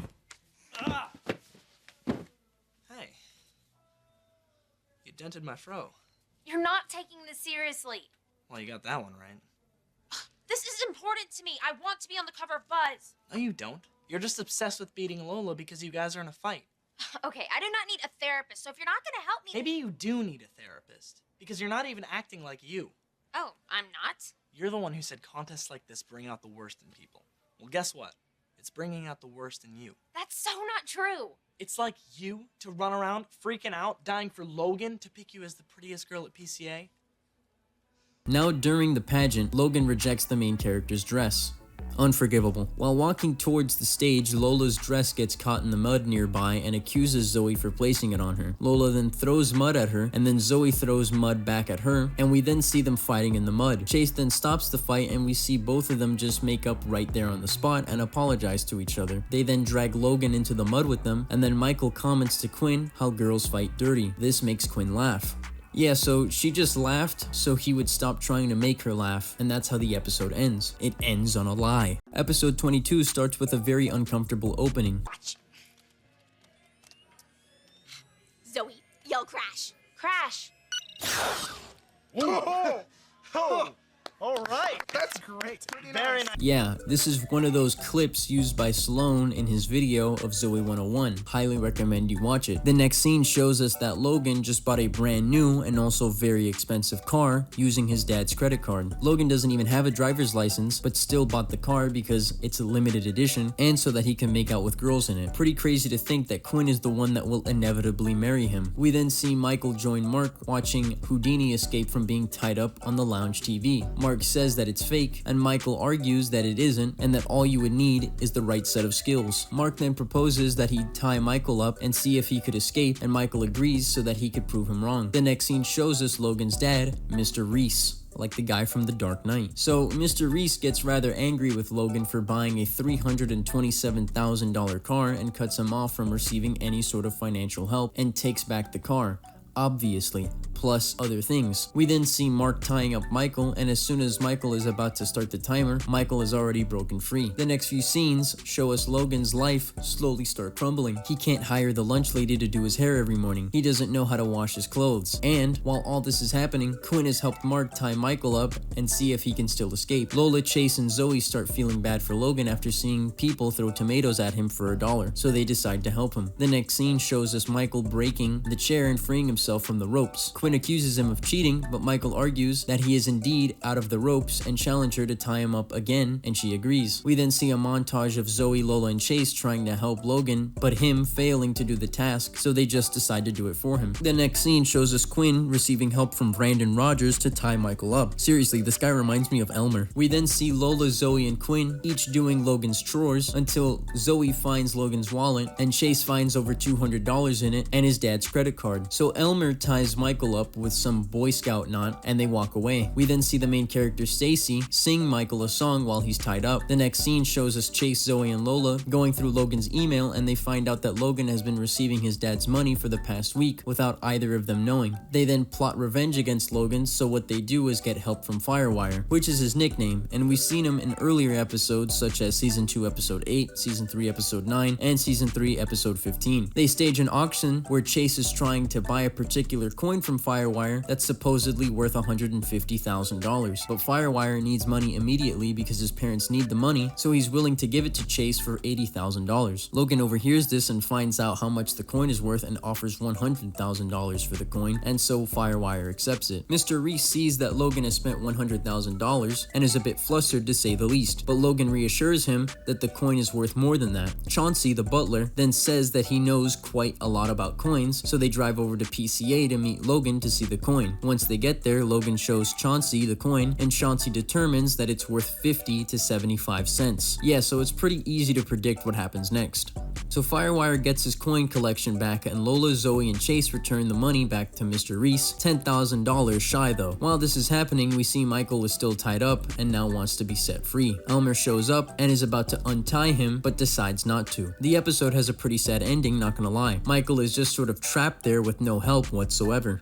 Folks, we have finally reached this season's finale. It starts off with Zoey writing an email to her grandma, and here we find out that she's been in a volleyball tournament along with her friends, which they're all on the same team. We then see that when Zoey is in her science class, she gets called to the courtyard because her parents are there. She then runs down to meet her parents and asks quite a lot of questions that they have not answered. In the next scene, we see Zoey, Dustin, and her parents presenting them an opportunity to move to England with them. We then see Zoey tell her friends that she's thinking about leaving PCA, but doesn't want to yet until she gets Chase's opinion on it. Stacy, the main character, hears this and tells the school news anchorman. Wouldn't it be the anchor boy, cause like he's in high school, whatever. The anchor adolescent then tells this to fellow students that were walking nearby, and by the time Chase is finishing his tennis practice, random students already know before he does, and now he believes that Zoey hid this from him. Once Zoey goes to Chase's dorm room, and rather than communicating how he feels to Zoey, he's already angry with her. Zoey then walks away saddened by Chase's demeanor towards her, and how he just straight up told her to go to England. And I would feel bad for Zoey, but by this point of the show, I still have no investment in her character whatsoever. The next scene shows us Zoey telling the gang that she's leaving PCA, and everyone is saddened by that. We then see Lola, Quinn, Michael, and Logan deliberating about how they're going to prevent Zoey from leaving. More like Lola and Quinn, because Logan doesn't really seem to care, and Michael brings up a very valid argument as to why Zoey should go to England. Also, we can see that Zoey has pictures of gorillas and placebo in the background, which implies that she listens to them. We then see Michael confront Chase as to why he is acting so distant about Zoey leaving PCA. They then get into an argument, and it leaves us seeing that Chase is suppressing his feelings towards Zoey leaving. The next few scenes show us a montage of Zoey packing her things, giving away her Jet X to Mark, only for him to crash it, and instead of checking if he's okay, she just leaves them there like the phenomenal, well-written character that she is. We also see Stacy give her a portrait of herself to Zoey, with the framing being made out of cotton swabs and white glue, and Michael and Logan giving her a t-shirt with their faces on it. We then see an entire group surrounding Zoey before she leaves, each person saying their last goodbyes to her. However, Chase is nowhere to be found. We then see Zoey get in the car and being driven away to a nearby airport, where I honestly wish the show would have ended, but whatever, I guess. The producers were just like, why not make a season 4? And hell, why not make a movie 15 years later? Also, look at the blatantly fake tears on Lola. The next scene shows us Michael telling Chase that Zoey has left, and when Chase says that Zoey didn't value his opinion with regards to her leaving, Michael proceeds to spill the beans, if you will. Once Chase recognizes that Zoey did value his opinion, he starts doing damage control and rushes to get Zoey's new number. When he gets Zoey's new phone number through Quinn and Lola, she doesn't pick up, and now Chase is regretting his previous actions. The next scene shows us Chase getting into a video call with Zoey, which Lola and Quinn set up for him. Chase apologizes to Zoey, but Zoey doesn't seem that invested into what Chase has to say at this point, and we find out that Zoey has no intention of moving back to PCA at this point in the show. The next day, we see everyone except Chase show up for volleyball practice, until we see Chase show up with a new student with him who looks strikingly similar to Zoey. Her name is Gretchen, and Chase wants her to be the new member of their volleyball team. However, Gretchen doesn't know how to play volleyball. The whole gang then catches on that Chase is only hanging out with Gretchen because of her resemblance to Zoey. We then find out that Stacy has now moved in with Lola and Quinn. The next scene shows us that Chase nonchalantly created a room key necklace similar to what Zoey had, and makes Gretchen wear it. Needless to say, Logan and Michael are pretty weirded out by this. The next day, we see Stacy waking up Lola and Quinn while she's recording her demo for her new song she's working on. Now, this has nothing to do with the episode, I just wanted to add it in here because I'm getting kinda tired of the main story. Plus, this episode is filled with filler scenes to try and make it an almost hour-long episode. In the next scene, we see Chase bringing Gretchen along with him to eat lunch with the gang. However, nobody except Chase really likes her. So, once Chase says that she's bored and both her and Chase walk away, Michael suggests that they have an intervention for Chase. One where it's just Michael and Logan handling Chase because according to Michael, it could get ugly. We then see Logan and Michael setting up the intervention for Chase, and while Logan is setting up the lock on the door so that it locks from the outside, Michael is trying to close a window on their computer, and by doing so, he just miraculously clicks a series of buttons that makes him live stream the intervention to Zoey, and Zoey is just miraculously at her computer during this intervention. Once Chase walks into the room, Logan closes closes the door behind him and locks the door. Both Michael and Logan tell him to stop hanging out with Gretchen and that he's only hanging out with her because she looks like Zoey, and Chase then says that he doesn't care about Zoey. While this argument is happening, Zoey overhears this through her computer. Chase keeps harping on how he doesn't care about Zoey, and then we see Logan grabbing a stuffed animal that Zoey gave Chase, and when he rips it in front of him, Chase attacks Logan. Chase then admits that everything they've said was true, and that he doesn't deeply miss Zoey. He says he's in love with her from the moment he saw her in Season 1, Episode 1. Well, he doesn't say it exactly like that, but you get what I mean. Season 4 starts off with a short recap of the Season 3 finale. We then see Lola, Quinn, Michael, and Logan playing basketball, and when Michael and Logan leave to go get lunch, Lola and Quinn see Zoey moving back into PCA. Unfortunately, Lola and Quinn do kick out Stacy in the process. Zoey then explains to Lola and Quinn that the reason she moved back was that she overheard Chase say that he loves her, and now she wants to be with him. But unfortunately, when Zoey gets to Logan and Michael's dorm room, they all explain to Zoey that Chase transferred to the school in England that Zoey was at so that he could be with her. So now Chase will be absent for most of the season. The real reason being that the actor that plays Chase, Sean Flynn, wanted to focus on college at the time rather than Zoey 101. Zoey then gets into a video call with Chase, and they both explain to each other the situation. We find out that Chase is going to be staying there for the semester. This is when they try and work out some sort of long distance relationship, and we then see a virtual date between the both of them. But unfortunately, the connection becomes faulty, and when Quinn shows up to fix the problem that only gets solved after an hour of troubleshooting, Zoey and Chase both realize that it might not work out. And yeah, that's how the episode ends. Episode 2 starts with Coco being saddened by how Dean Rivers and all the girls think she's a bad dorm advisor and tells Zoey, Quinn, and Lola about it. However, they kinda all agree that she is a bad dorm advisor. Zoey then tells Coco that she should find out what Dean Rivers likes and get him that. Coco agrees, and we then see that Michael misses Chase. Logan tries to cheer him up by saying that if they cleared up the room, they could have space for a jacuzzi. Nice. The next scene shows us that Coco placed a lion inside Dean Rivers'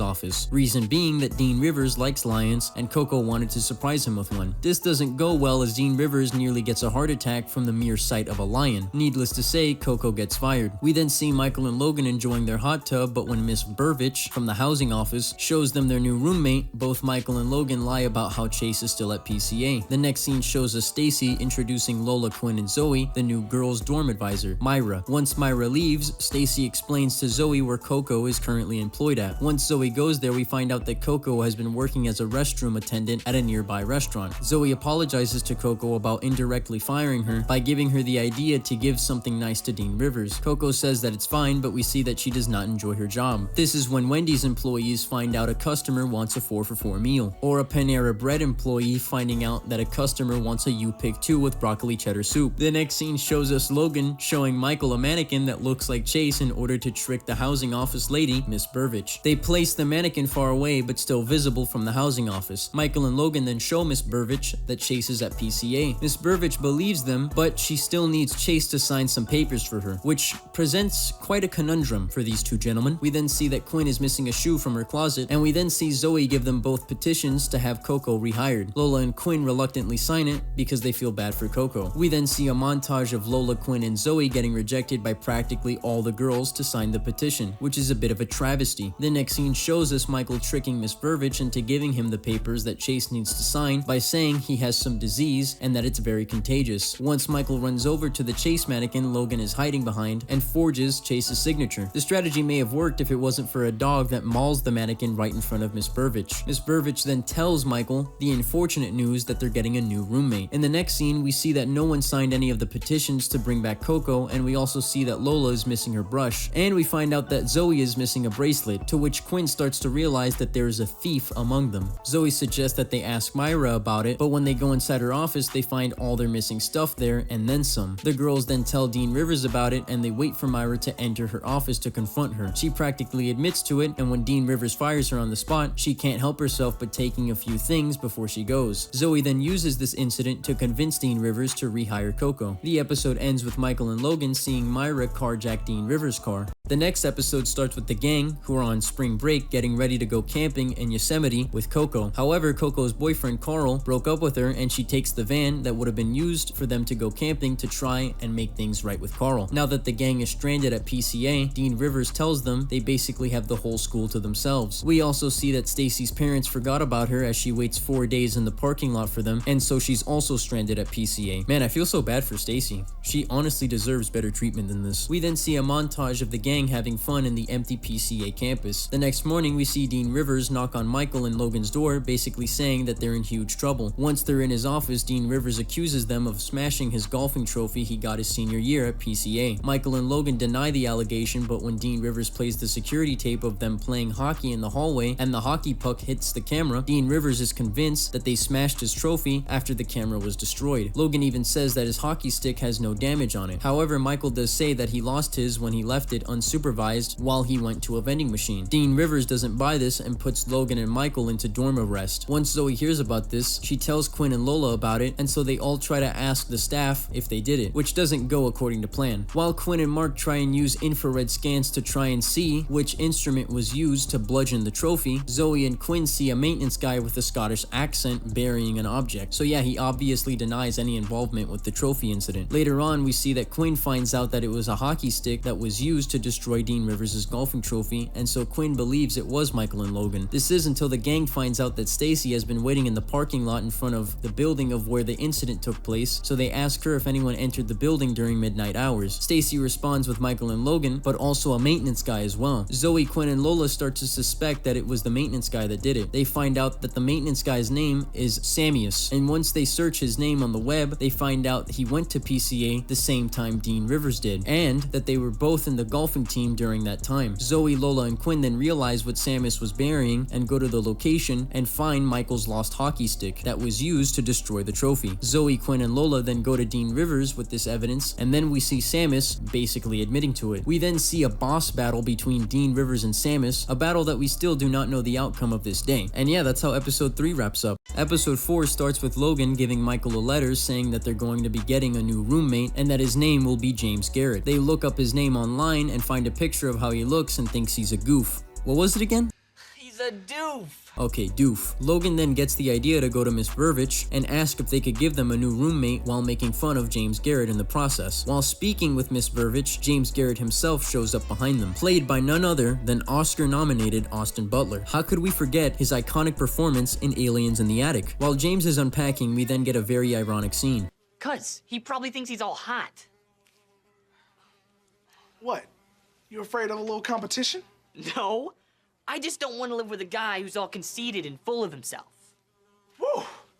Is it getting ironic in here? That's what I said. When James comes back to the room to continue unpacking, Zoey, Lola, and Quinn come in to ask Michael and Logan if they want to play basketball, but they forget about that until they lock eyes with James Garrett. We then see James trying to ask Michael and Logan where he can get some food, but they just dismiss him. But when Zoey arrives to hang out with James, Michael and Logan just leave. Zoey then offers to go eat with James at Sushi Rocks, which he agrees. Logan sees this and starts a rumor about how Zoey and James are dating. He does this so that he doesn't have to view James as competition. In the next scene, Michael sees that James is moving out because he feels like no one wants him there. Logan is happy about this and also tells Michael about the rumor he started. Michael feels bad about how he mistreated James before even getting to know him, so he apologized to him, tells him about the rumor Logan started, and then tells him that he can move back and out of the maintenance closet he currently finds himself in. We then see James tell Zoey, Quinn, and Lola about how the rumor started, and so they all plot revenge against him. They get the school news anchorman, Jeremiah Troutman, and film inside the boys' restroom while he's taking a shower. They're trying to get a confession out of him, so Lola starts to pull down the shower curtain one hook at a time. Logan then admits that he started the rumor, and then they all leave only after James flushes a nearby toilet so that Logan's shower temperature rises. In the next scene, we see James and Zoey literally talk about how deep dish pizza is bad, then how they're going to be in the same history class,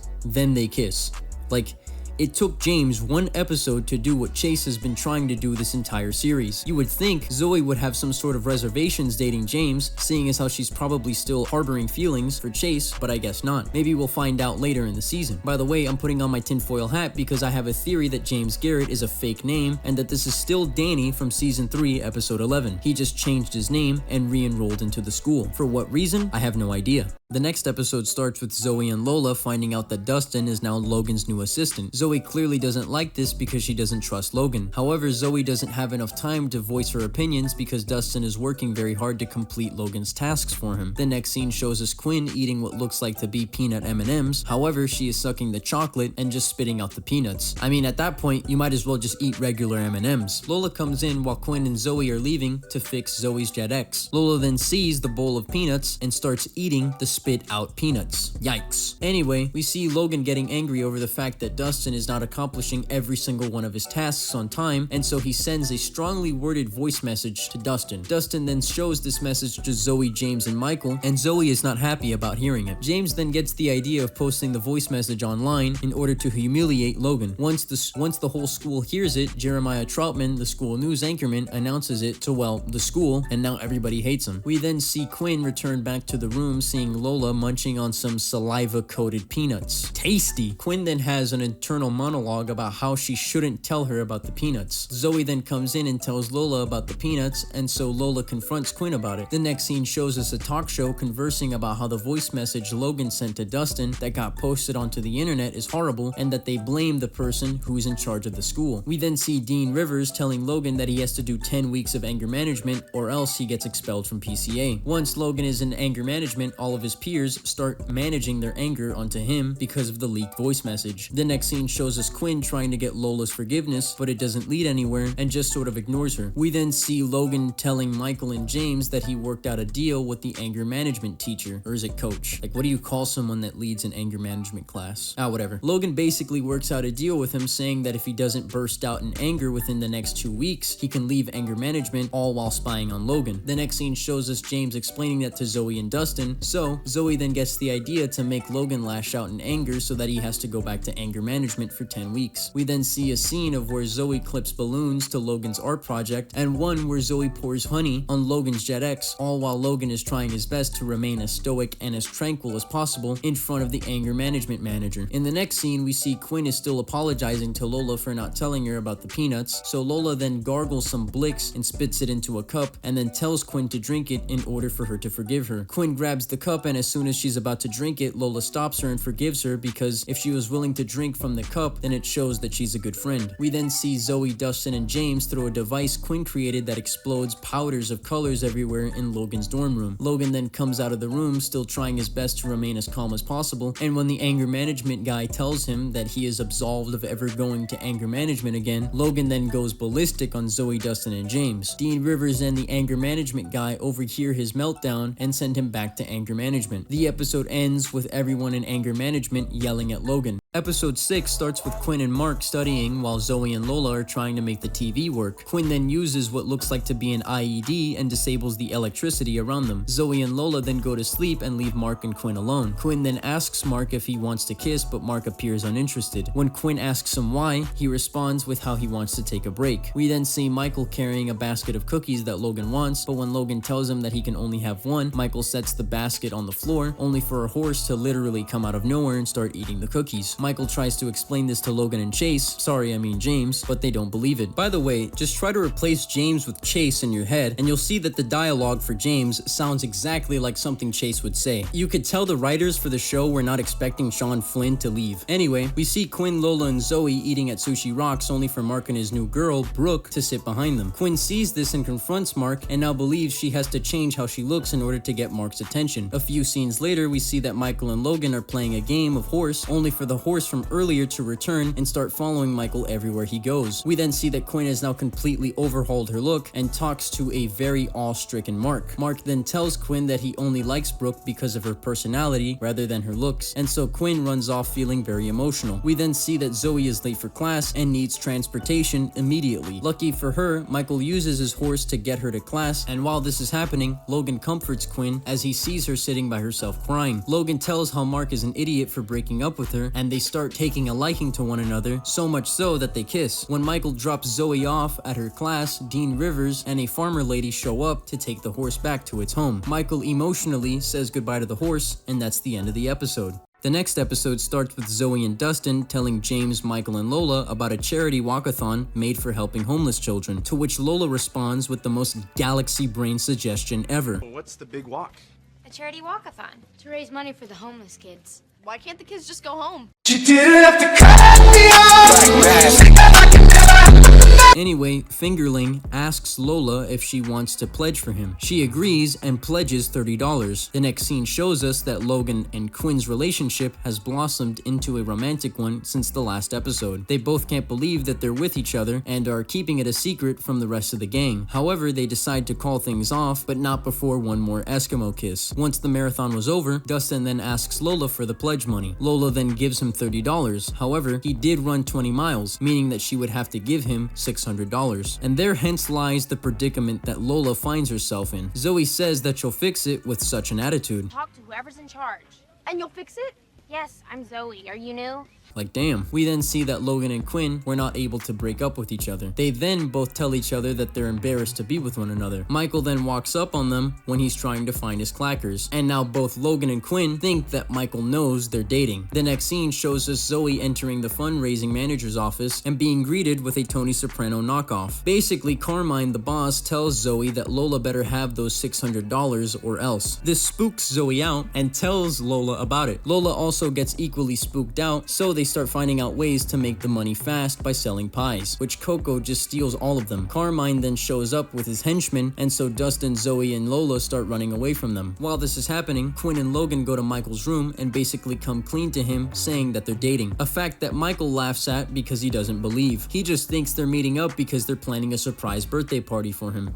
Nice. While Dustin, Zoey, and Lola are running away from Carmine, Carmine teleports to their location, and they basically find out that he's a pretty chill guy and that Lola just has to fill out a form explaining that she was confused about how pledges worked. And yeah, the episode ends with Logan and Quinn Eskimo kissing. Episode 8 starts with a recap of Season 3, Episode 5, the Vince Blake episode. We then see Michael coming across Vince and freaking out with the greatest slow-mo cinematography I've ever seen. Michael then runs to his friends and explains to them that Vince is back. Lola, Quinn, and Zoey confront Dean Rivers about this, but he says that after 1 year of teen therapy, and according to the counselors and Vince's parents, he's a changed person. However, the gang isn't buying it, and while discussing about what they're gonna do about this, Michael and Logan devise a plan to get revenge on Vince, to which they refer to as comeuppance. The next few scenes show us the gang trying to either get revenge, but failing, or just ignoring him. But once Vince convinces Lola that he really is a changed person, Zoey and Quinn are quite upset. In disbelief, Logan and Michael create a catapult to hurtle some slop at him. This doesn't go well, as it hits Dean Rivers' toy oven that he was going to give to his daughter. So, Quinn and Zoey go tell Vince off, and then they become convinced that he really is a changed person. Once Quinn and Zoey tell this to Logan and Michael, they also get quite upset and become hellbent on enacting revenge towards Vince. The next scene shows us Vince hanging out with the gang and Firewire calling out for Vince to help him. Vince tries to help, but Zoey, Lola, and Quinn tell him that it's a trap set by Michael and Logan. Vince still goes as he tells him that he deserves it for what he's done. Once Vince arrives and steps on the pressure plate that's supposed to spill slop all over him, all of a sudden, it's malfunctioning. Michael and Logan appear and basically tell him off, and then just step on the pressure plate themselves. Vince then apologizes for everything he's done to them, and that if they want to punch him in the face, he understands. Michael and Logan then accept his apology, and then get slop poured all over them, and that's how the episode ends. The episode after starts with Zoey longing for some alone time with James, but to no avail because Lola and Michael keep tagging along everywhere they go. Also, what's with this constant disrespect towards the main character, Stacy? Yay, you're coming with us. Yep, we are. I might be coming too.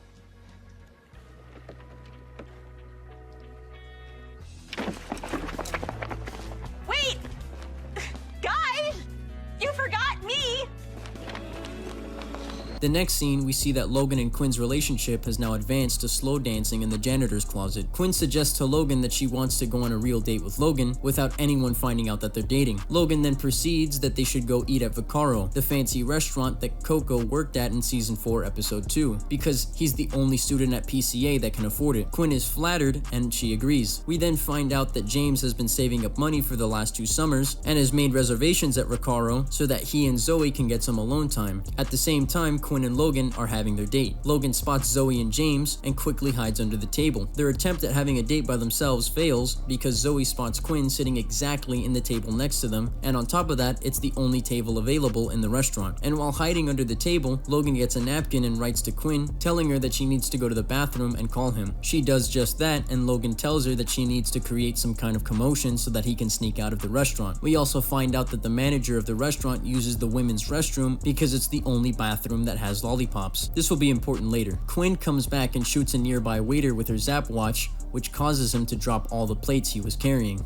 Man, poor guy. While Logan is sneaking away, his cell phone rings, which causes James to notice, and Logan's cover is blown. Turns out it was Michael calling to ask if he wanted to play pool with him and Lola. Logan then explains to James and Zoey that he was just there to pick up a chocolate souffle for Michael for his birthday. Michael overhears this and says that souffles are meant to be eaten hot and that both he and Lola are on their way to Vaccaro. And once they arrive, so too does the chaos. Zoey then pulls James aside and tells him that tonight was supposed to be a special night between the two of them, and James seems to be taking it pretty well. They both accept that they have to tolerate their friends tagging along with them on their date. Lola then spots Carl, Coco's boyfriend, sitting with what seems to be another woman. Lola and Quinn confront Carl, but the woman turns out to be Coco hiding in disguise. Coco then takes Lola and Quinn to the bathroom, and we find out that she's been banned from ever coming back to Vaccaro because she got into a fight with the manager. The manager hears this as he uses the woman's bathroom and kicks them out. Coco asks Carl to help, but he says he's on probation and steals a plate of food with him as he leaves. Anyway, they all get kicked out of the restaurant. The next day, we see Michael and Lola apologize to Zoey because they didn't know it was supposed to be a special night for both her and James, since James told them what happened. So they make it up to Zoey by taking her to her own personal date they've set up with James. However, it turns out the date was set up right in the middle of a volleyball court, and that's how the episode ends. Episode 10 starts with James, Zoey, and Quinn running into Dean Rivers and meeting his wife. However, she's too busy to say hi to them as she's obsessed with their new phone, called the iBerry, iPhone, and BlackBerry combined. We then see a huge crowd running past all of them, and James finds out through one of his friends that it's half price day on all PCA coffee carts. Through the huge crowd, Lola tries to get a straw for her coffee, and in doing so, she clicks a lever that makes the coffee cart unstationary, thus falling downhill and hitting Dean Rivers' wife, and quite possibly one of the very few moments where the show actually made me laugh. Hey, lady, look out!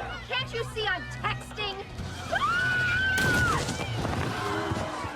Once Dean Rivers sees this, he then calls an outright ban on all coffee carts that no one, not even the faculty, can consume coffee on campus. The caffeine-addicted students are quite perturbed by this. The next scene shows us Vince approaching Lola and telling her where she can get coffee. Lola then tells Zoey and Quinn, and they arrive to Logan's dorm room, where they find out that Logan is upselling the coffee to $9 per cup. I don't even think Starbucks is charging that much. Lola tries to steal a cup of coffee but is thrown out of the boys' dorm room by the coffee bouncer that Logan hired. Lola, Zoey, and Quinn then create their own coffee shop out of their dorm room using coffee sent by Quinn's uncle's wife, and they're pricing their coffee at $3 per cup. This means that Logan is getting zero business, and so he rats on Zoey to Dean Rivers that she's selling coffee from her dorm room. Michael overhears this and runs to James to tell him that Logan has dropped dime on Zoey.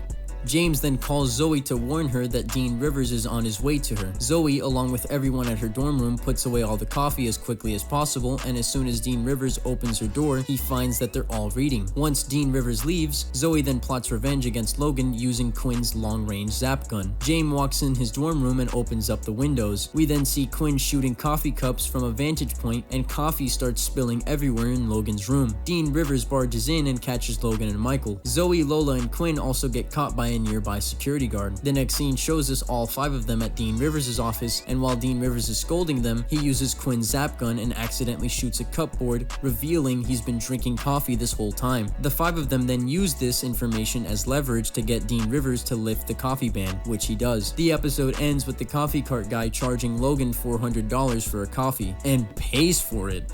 Wild. The next episode starts with the physics teacher boring his students, and when asking how he can make his lesson more engaging, Quinn proposes that they should talk about roller coasters, followed by James suggesting that they should all have a field trip to Mystic Mountain. However, we see Michael having a disturbed look on his face while everyone is cheering around him. The next scene, we see Michael expressing his fear of roller coasters to the gang, to which Logan responds by teasing him for it. Lisa, Michael's girlfriend, says that she doesn't care if he's afraid of roller coasters, but that doesn't bring any comfort to him. While Michael is walking around campus, we see people making fun of him as we find out that Logan leaked his fear to everyone on campus. We then see Lola asking Zoey if a duck would make a good pet, to which she responds with probably not. Zoey then gets a phone call from Firewire that Michael is torturing Logan. Lola and Zoey run to Michael's dorm room, and we see that he has Logan tied up, upside down from the ceiling, shooting spitballs at him. Zoey tells Michael that in order to get over his fear of roller coasters, he needs to face it. So the next scene shows us Michael strapped up to a turbo chair designed by Quinn. I like how nobody is questioning how Quinn managed to gain access to a fully functioning turbo chair. It's like by this point in the show, we're so used to her creating these crazy world-altering gadgets that we don't even question this anymore. Anyway, Quinn activates the machine to simulate what it would feel like to ride a roller coaster, and Michael starts freaking out.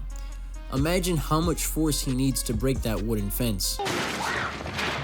Crazy. The next scene shows us Michael and Lisa studying together. Lisa tells Michael once again that she doesn't care if he's afraid of roller coasters, and now Michael starts to feel comforted by it. However, when Lisa sees a spider on the floor, she goes outside and asks a girl to stomp on it. Michael sees this and believes that Lisa doesn't respect him because if she did, she would have asked him to stomp out the spider. We then see Michael sitting alone and Zoey telling him that he shouldn't feel ashamed of being afraid of roller coasters, but he should feel ashamed of not trying to face his fear. Michael listens to her, and the next day Zoey takes him to Mystic Mountain, a roller coaster operated by Coco's cousin from season 3 episode 13. Prior to them entering the ride, we can hear Zoey's ringtone play the iCarly theme song. I'm gonna do it. Coco's cousin? Yep.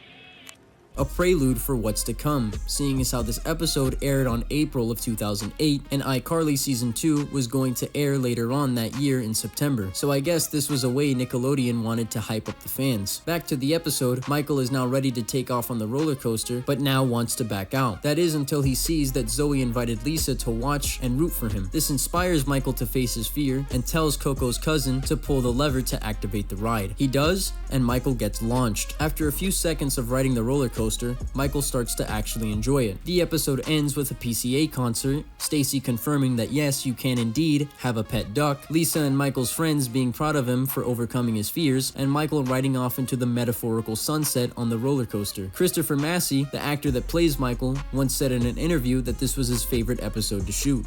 I have two favorite episodes that we filmed. One of them was the episode where we went to the beach. We were basically stranded on a beach, which that was fun. How long have we been walking? Over an hour. No bars. None. Not a bar. And then the second one would be an episode where I was afraid of roller coasters. And I got to ride the roller coaster multiple times in the morning, like over and over again. So that was fun for me.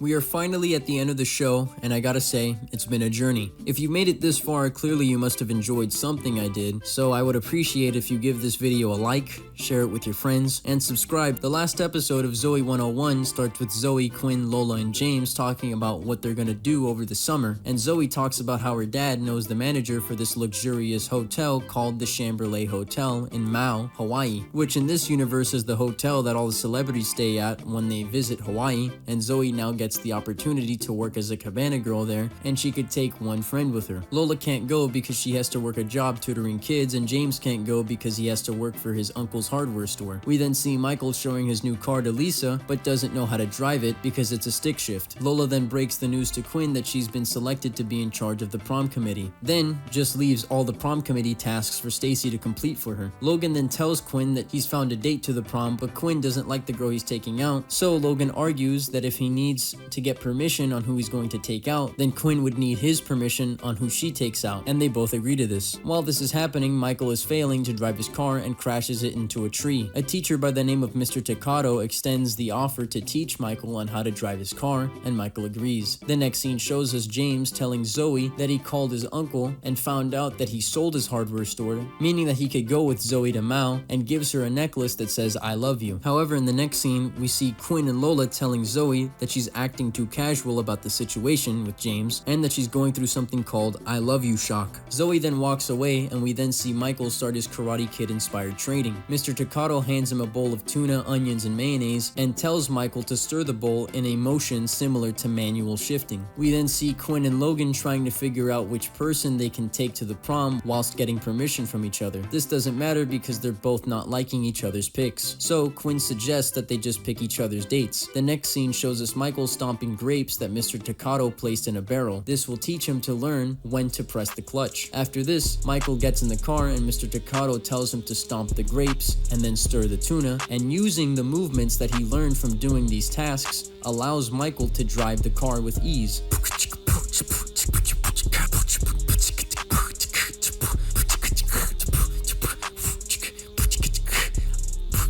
The next scene shows us Lola asking Zoey if she wants to help out with setting up the prom, and Zoey declines. Once James shows up, he starts asking Zoey why she's been avoiding him and notices that she's not wearing the necklace he gave her. James then asks her if she wants to get some sushi with him, and she responds that she's got a ton of homework and needs to help Lola with the prom, clearly signaling that she doesn't want to be around him. While this is happening, we see Quinn telling Logan to ask out Stacy, and he reluctantly does so. And the next scene shows us who Logan wanted Quinn to ask out, and it turns out to be Dustin. The scene after shows us James asking Zoey if she wants to break up with him, to which she responds with basically yes. James then says that he still wants to be friends and tells her to keep the necklace he bought her. Zoey agrees and they break up and become friends. The next day we see Quinn and Lola ask Zoey to try on a dress for prom, but she doesn't seem interested to go. Quinn and Lola now sense that there is something she's struggling with, but Zoey just brushes them off. The next few scenes we see Logan picking up Stacy and Dustin picking up Quinn to go to the prom, but not before Quinn demonstrates some small explosives Dustin finds. So yeah, the nerds sorta run towards the forest. This will be somewhat important later. We then see Michael and Lisa arrive at the prom, and Lisa being impressed that he learned so fast on how to drive a stick shift. Michael then tells her that he learned it from Mr. Takato, but Lisa responds that she's never heard of this teacher. Lisa even asks Dustin, but he responds that he's never heard of him either. Prior to this, Quinn did fall off Dustin's bike. You fell off.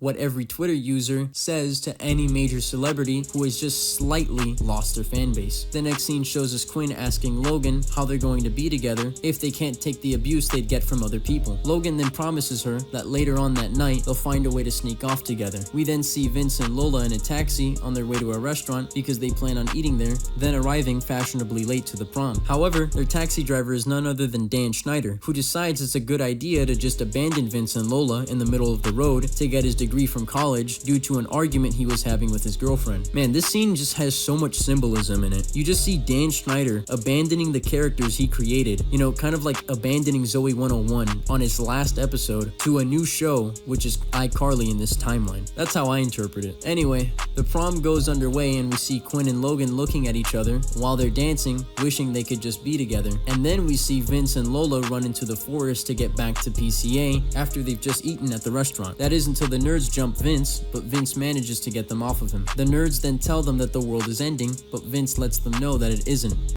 What are you guys nerding on about? Black Doomsday? The end of the world! Are we the only survivors? The world hasn't ended. We just had lasagna. The world is not doomed? You wanna know what's doomed? Prom night is doomed. Lola. It is. My dress is ruined. The dance is half over. Zoey's not even going. How come Zoey's not going? She and James broke up. Zoey has no date? You can't ask her. I'm way better friends with Zoey. But what if the world does end? If it's gonna end, let it end after I've danced with Zoey. Not if I get there first. Jalapeno! Jalapeno! And so they just all run back to PCA after they got the news that Zoey doesn't have a date. While Zoey is walking around PCA by herself, she gets a call from Chase telling her to look behind her, and we basically see him after all these episodes. He's finally back. Producers had to probably beg Sean Flynn to get him back, but I'm kinda glad that they did. It just makes the ending that much better. Chase falls off the railing and then falls off a flight of stairs and then kisses Zoey, in that order. Zoey and Chase go to prom together, and whoa, it's like James just completely got deleted and was never referenced ever again in this universe. The next scene we see is probably my favorite of the season. Thanks. Let's see if your lips taste like cinnamon sticks.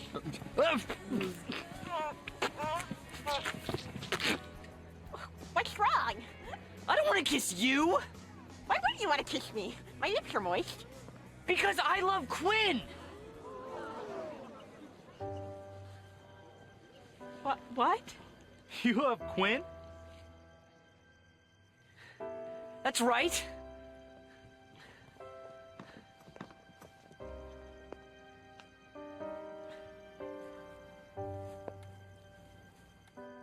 I love Quinn Penske!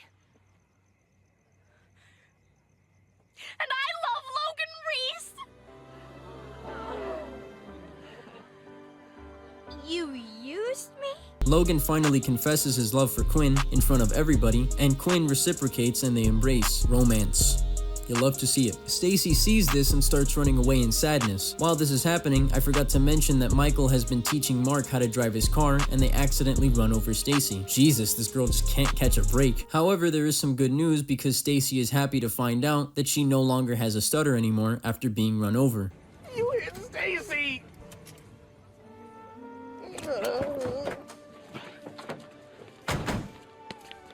Stacy! He made me drive a stick shift. Oh, he graped when he should have tuna. Stacy, say something. What struck me? Something slammed into my side. Ooh. I'm gonna be seriously sore. Did you hear her? Yeah. Stacy's S's sound normal. Say something else. My name is Stacy Dilson, and I'm from Swampscott, Massachusetts. Oh my God, my S's sound perfect! First, thanks for noticing my hair bow. I'd like to begin by apologizing for my speech issues. I was cured for a short time, but then suffered a relapse. She shows up. I think she's still stuck on her ex, Chase, from high school. It's sad, and I don't think she's had a relationship since. Zoey? Michael then spots Chase and couldn't be happier to see him. While Michael is parking his car, he sees Mr. Takato in a hat reminiscent of the filthy Frank Ricefield hat.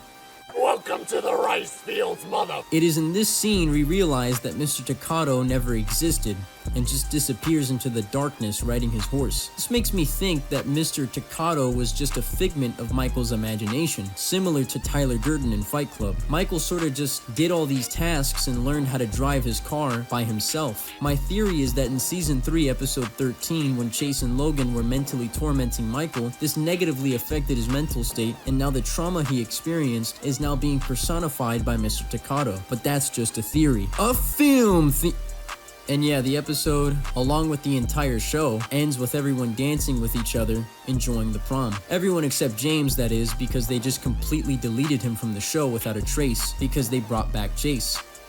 Yeah, that kind of rhymed. But yeah, all in all, Zoey 101 was a pretty decent show for the time. Let me know what y'all think of it in the comments. I actually have nothing else to say, so I'm just gonna go now. Stay safe out there.